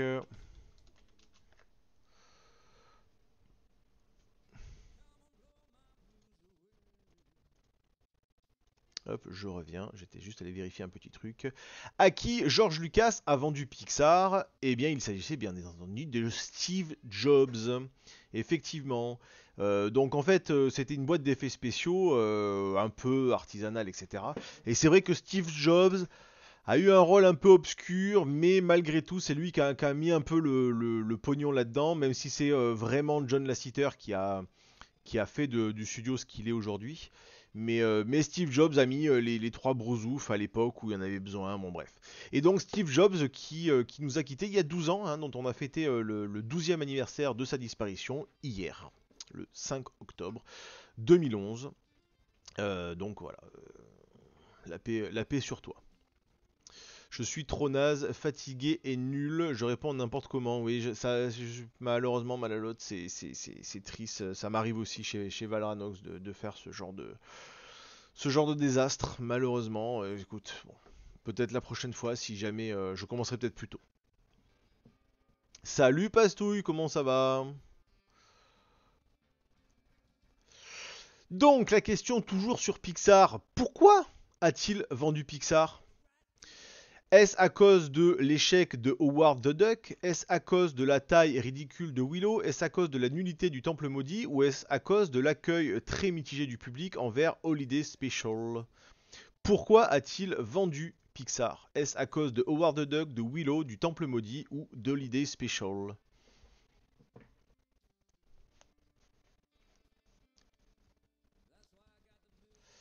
KO de la semaine, mais ça va. Bon, bah écoute, tant mieux. Tant mieux, tant mieux. Le week-end se prépare là, tranquillement. Petit week-end pépouze.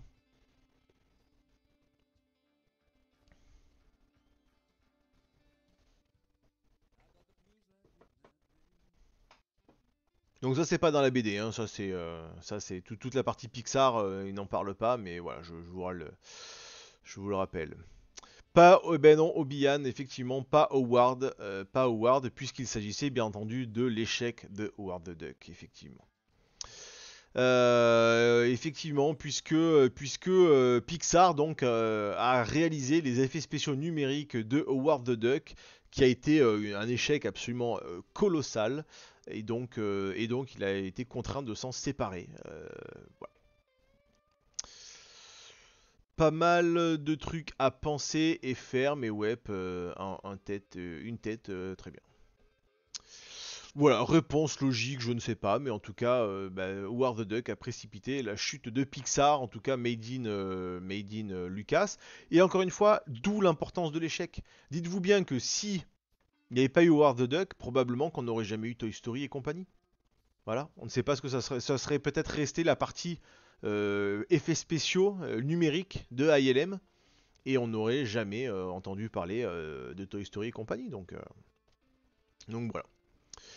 Question People. Combien d'enfants a George Lucas? Est-ce 1, 2, 3 ou 16? Combien d'enfants a George Lucas? 1, 2, 3 ou 16? Tu vois, j'en oublie le E de une, je vais me coucher direct. Oui, bah tu sais, t'es pas la seule, hein, Pastouille. Il y a Malalote aussi qui est fatigué. Ouais, on est nombreux dans ce cas-là. Tu es toute excusée. Il y a aussi Douglas Barr dans Howard the Duck, ouais, tout à fait.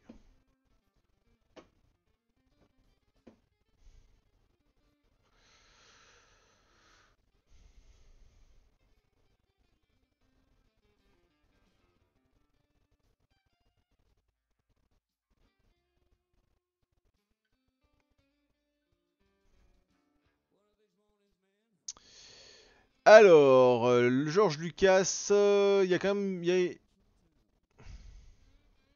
Ah oui, pardon, j'allais dire 12. Il y en a qui ont répondu 12, non. Non, non, George Lucas a bien 3 enfants. Alors, en fait, c'est très particulier parce que. Donc, il a eu 3 enfants, visiblement, il en a eu un quatrième, et le quatrième n'est pas de lui. Cherchez pas officiellement, il a 3 enfants. Bon, je sais pas, c'est. Il en a adopté, c'est là où c'est absolument merveilleux, il en a adopté 2. Un qui semble être biologique et visiblement un quatrième avec sa femme de maintenant et qu'on ne retrouve nulle part. Donc a priori, j'ai bien cherché partout, il en a bien que 3. Voilà, voilà, voilà.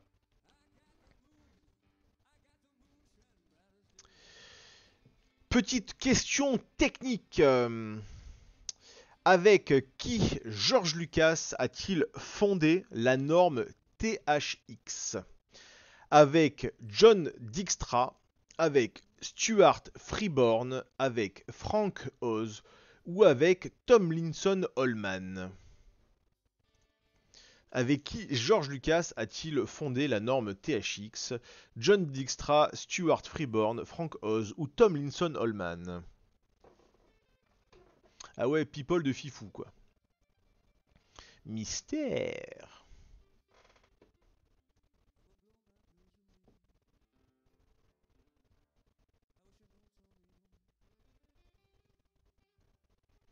Donc THX hein, qui est fait référence à son premier film THX 1138. Donc John Dykstra étant le technicien qui a mis au point le contrôle des caméras, puisqu'en fait tous les vaisseaux étaient fixes et c'était la caméra qui bougeait autour des vaisseaux.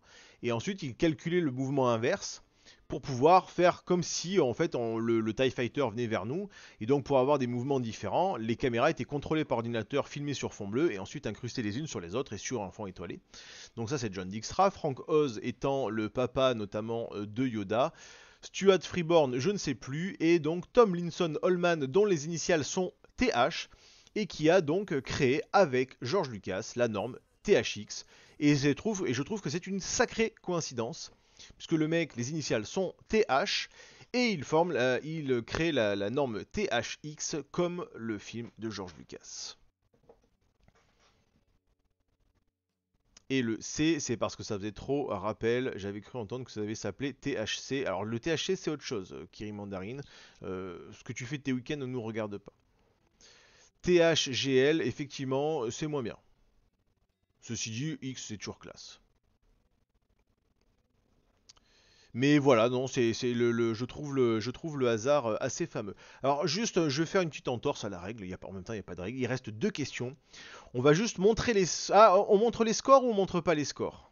Ah, j'ai envie de montrer les scores à 2 questions de la fin. Mais non, en fait, en le disant, je me trouve que c'est pas une bonne idée. Jouons le suspense à fond. Sinon, ça risque de... Non, non, ça risque de fausser les trucs. Ça risque de fausser les trucs parce qu'il y en a qui peuvent tenter des trucs alors qu'ils sont tranquilles, qui sont posés, qu'ils ont suffisamment de marge et qui peuvent tenter des trucs et qui peuvent se faire avoir. Donc non, ça va tout fausser. En même temps, non, non, allez, ne montrons pas les scores, tant pis. Avant-dernière question. Avant-dernière question. George Lucas est donc connu pour avoir réalisé notamment Star Wars, bien évidemment, pour être le papa de Willow, notamment pour être le papa d'Indiana Jones, mais il a également une activité de producteur puisqu'il a produit un des films d'un très célèbre réalisateur japonais. Donc, s'agit-il d'un film de Akira Kurosawa, de Hayao Miyazaki, de Takashi Miike ou de Yamete Kudasai? George Lucas a produit un film d'un célèbre réalisateur japonais. S'agissait-il de Akira Kurosawa, de Hayao Miyazaki, de Takashi Miike ou de Yamete Kudasai?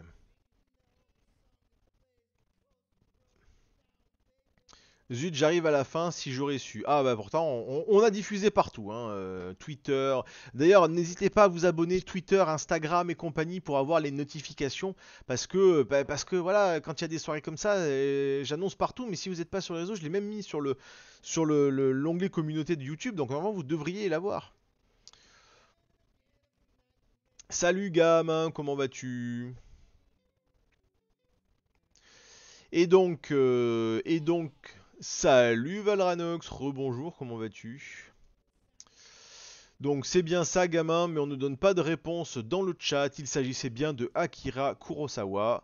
Et il s'agissait du film Kagemusha, que j'ai vu étant gamin et qui a été une claque. Enfin, je suis fan de Kurosawa, de toute façon, absolument tout ce qu'il a fait. Mais ouais, Kagemusha est quand même assez génial. Je ne savais pas que c'était George Lucas qui l'avait produit. Mais comme quoi, il a aussi beaucoup, parce qu'il doit beaucoup à Akira Kurosawa. Si vous regardez, si vous avez la chance de regarder La Forteresse cachée de Kurosawa, alors c'est un vieux film japonais en noir et blanc, ça peut être voilà, un peu compliqué de prime abord, mais regardez ce film, vous allez voir, il y a toute une scène à un moment donné avec 2 paysans, vous allez tout de suite reconnaître à quoi ça vous fait penser. Vous allez tout de suite reconnaître la scène. George Lucas, c'est pas compliqué, a fait un copier-coller de cette scène pour Star Wars. Donc on est sur un film médiéval avec des paysans japonais dans la campagne, et cette scène-là se retrouve copier-coller dans Star Wars.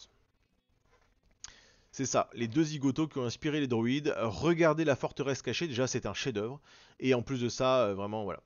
J'étais Valranox, j'avoue, et pas pensé que t'en avais fait un mail. Temos, Mesustmo le laisse le temps d'être très présente. D'accord, ben en tout cas merci Birdie d'être là. C'est pas grave, la prochaine fois tu passeras avec l'orthographe. Mais tu es la bienvenue quoi qu'il arrive. Les Kurosawa, c'est juste du bonheur, clairement. C'est un peu comme les Sergio Leone. C'est incroyable. C'est incroyable, c'est tellement, c'est vieux, mais ça n'a pas pris du tout une ride Et toute dernière question qui directement s'agit de cette BD.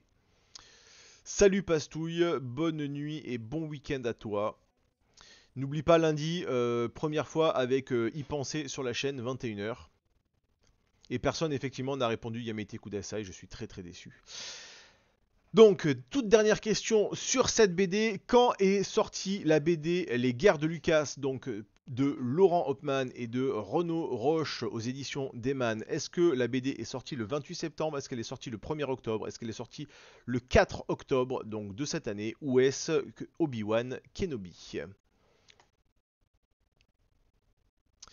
Quand est sortie la BD Les Guerres de Lucas? Le 28 septembre, le 1er octobre, le 4 octobre ou Obi-Wan Kenobi?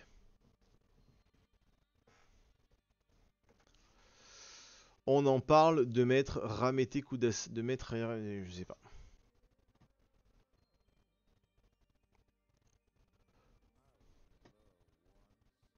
Le 4 mai, c'était le 25 mai 1977.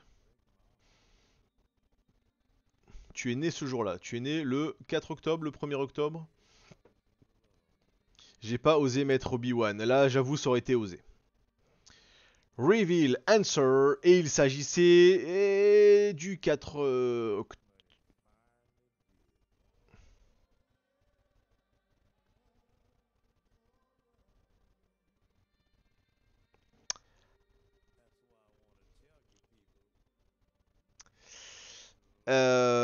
Ouais.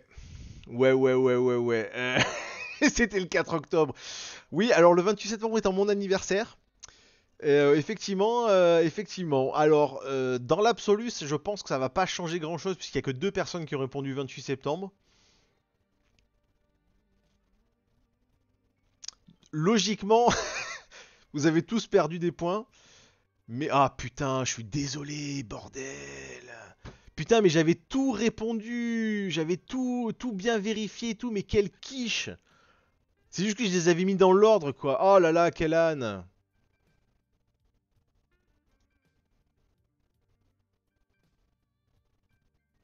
Bon, ça change rien. Quoi qu'il arrive, ça change rien. Ça n'aurait rien changé. Kiri, de toute façon, était tellement loin que personne ne pouvait le rattraper.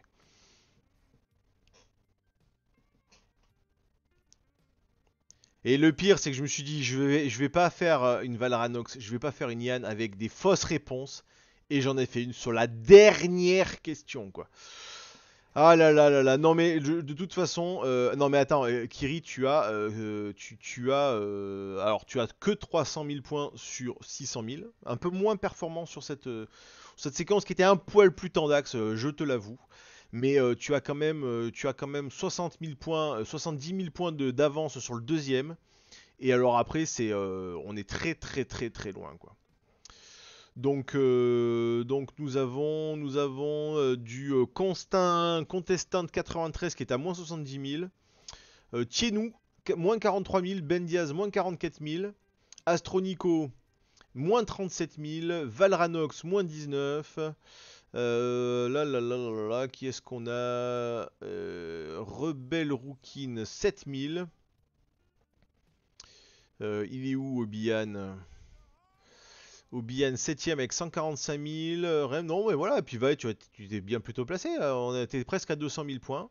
Mais voilà, avec une écrasante suprématie, c'est Kiri Mandarine qui remporte ce magnifique ouvrage, La Guerre de Lucas. Et voilà, c'est un petit ouvrage d'à peu près 200 pages, qu'on aimerait qu'il fasse 2000, mais voilà. En plus, j'aurais pu faire au moins 30K de mieux, sans les frises au début. Écoutez, c'est des scores qui sont plutôt corrects. En même temps, il n'y avait pas de numéro 1, numéro 2, de numéro 3, il n'y avait que un numéro 1. Donc Kiri, tu vas m'envoyer tes coordonnées et on t'envoie ça au plus vite. Voilà, voilà. Bah écoutez, merci à tous d'avoir été là. On est 70, 69. C'était plutôt cool. Et puis voilà, au niveau des annonces, bah écoutez, lundi, première fois de Bruce Benamran alias Y Penser. Je pense qu'on peut envoyer des bananes en masse à Kiri Mandarine pour sa superbe performance. Il a vraiment écrasé la concurrence, hein. Il a vraiment écrasé la concurrence. Et donc voilà. Et j'ai fait tout ce que j'avais dit que je n'aimais pas chez les copains, c'est-à-dire les questions de pupute, genre quel âge avait-il, 31, 32, gna gna gna. Mais c'était un peu pour vous démarquer aussi, et voilà. Mais en même temps, dans la suprématie, ça s'est pas joué à grand chose, donc voilà. Et désolé pour la question, vous l'aviez quand même majoritairement, effectivement, la vidéo, la BD est sortie le mercredi, le 4 octobre, il y a 2 jours, donc elle est disponible dans toutes les bonnes librairies. Et franchement, faites-vous plaisir, ça coûte 25 euros. Je pense que ça fait vraiment partie de mes coups de cœur. J'avais rarement autant kiffé ce truc-là. Un bouquin, c'est alors à la fois ça me touche parce que je connais très bien l'histoire de George Lucas. Mais c'est un moment d'inspiration, d'abnégation, de vraiment, on est à fond sur ouais, la manière de faire. Bah non, je vais repasser là-dessus parce que en fait, c'est en plein milieu de ma gueule et vu le bordel derrière, ça sera rangé lundi, hein, je vous promets. Et donc ouais, c'est vraiment un modèle à suivre. C'est absolument passionnant, c'est super bien dessiné, c'est super bien écrit. L'interview de Laurent, donc semaine prochaine, lundi probablement, voire mercredi, pour tout savoir de la création de cette BD. Mais n'hésitez pas, et il y a sur le compte Instagram, donc du coup je ne sais pas si j'ai mes codes ou pas, si je fais ça. Si je fais ça, il se passe quoi? Il se passe absolument rien, bien sûr. Il se passe absolument rien. Bref, allez sur mon Instagram, le.genius, et du coup, j'en remettrai un autre en jeu. Dès, je sais pas ce week-end si j'ai le temps, mais en tout cas semaine prochaine, pour faire gagner un nouvel exemplaire, le deuxième exemplaire de ça. Je vous les raid, l'ami, vous avez le droit. Il y avait une question d'ailleurs que j'ai supprimée, mais je vous la livre parce que vous êtes encore 54 et que vous êtes les meilleurs. Merci Valranox pour le lien. Il y avait une question, c'était quel célèbre youtubeur n'a pas inspiré Yoda mais aurait pu. Et dans les suggestions, j'avais mis Seb de Vous avez le droit, qui vient de finir son live, donc c'est dommage, je voulais le raid, mais il vient de se déconnecter. Mais en vrai, sérieusement, vous lui mettez des lunettes, il y a un truc quand même. On est d'accord que c'est les deux mêmes. Et c'est là que nous avons affaire, nous allons demander son avis à Tricotine. Hein, on est là-dessus, on est d'accord. Bon, allez.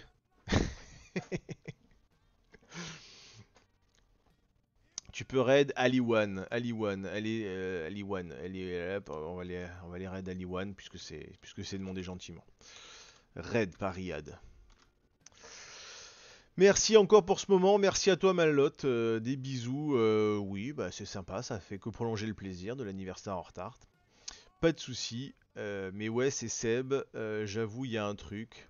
Merci pour ce moment, voilà, on a déjà tout lu. Et donc, dimanche, vidéo sur, je ne sais plus, sur l'IRM, sur les rayons X et sur les échographies, sur comment voir à l'intérieur de notre bidoche sans nous avoir à nous ouvrir en deux. Lundi, live avec Y Penser sur sa première fois. Mardi, en live sur Pinball Mag TV. Et puis ça devrait. Et puis peut-être mercredi, lundi soir ou mercredi, l'interview de Laurent Hauptmann pour la guerre des Lucas. Et ensuite, voilà. On est pas mal. Je pense que vous aurez assez vu ma gueule. Et on part tout de suite chez Ali One. Et salut Alice, merci pour je sais pas ce que tu as envoyé. C'est quoi? C'est des bits que tu as envoyé. En tout cas, merci à toi. Et puis des bisous, voilà, n'oubliez pas, le génie est partout et surtout il est dans cette BD, La Guerre des Lucas, que vous devez vous procurer immédiatement. Des bisous!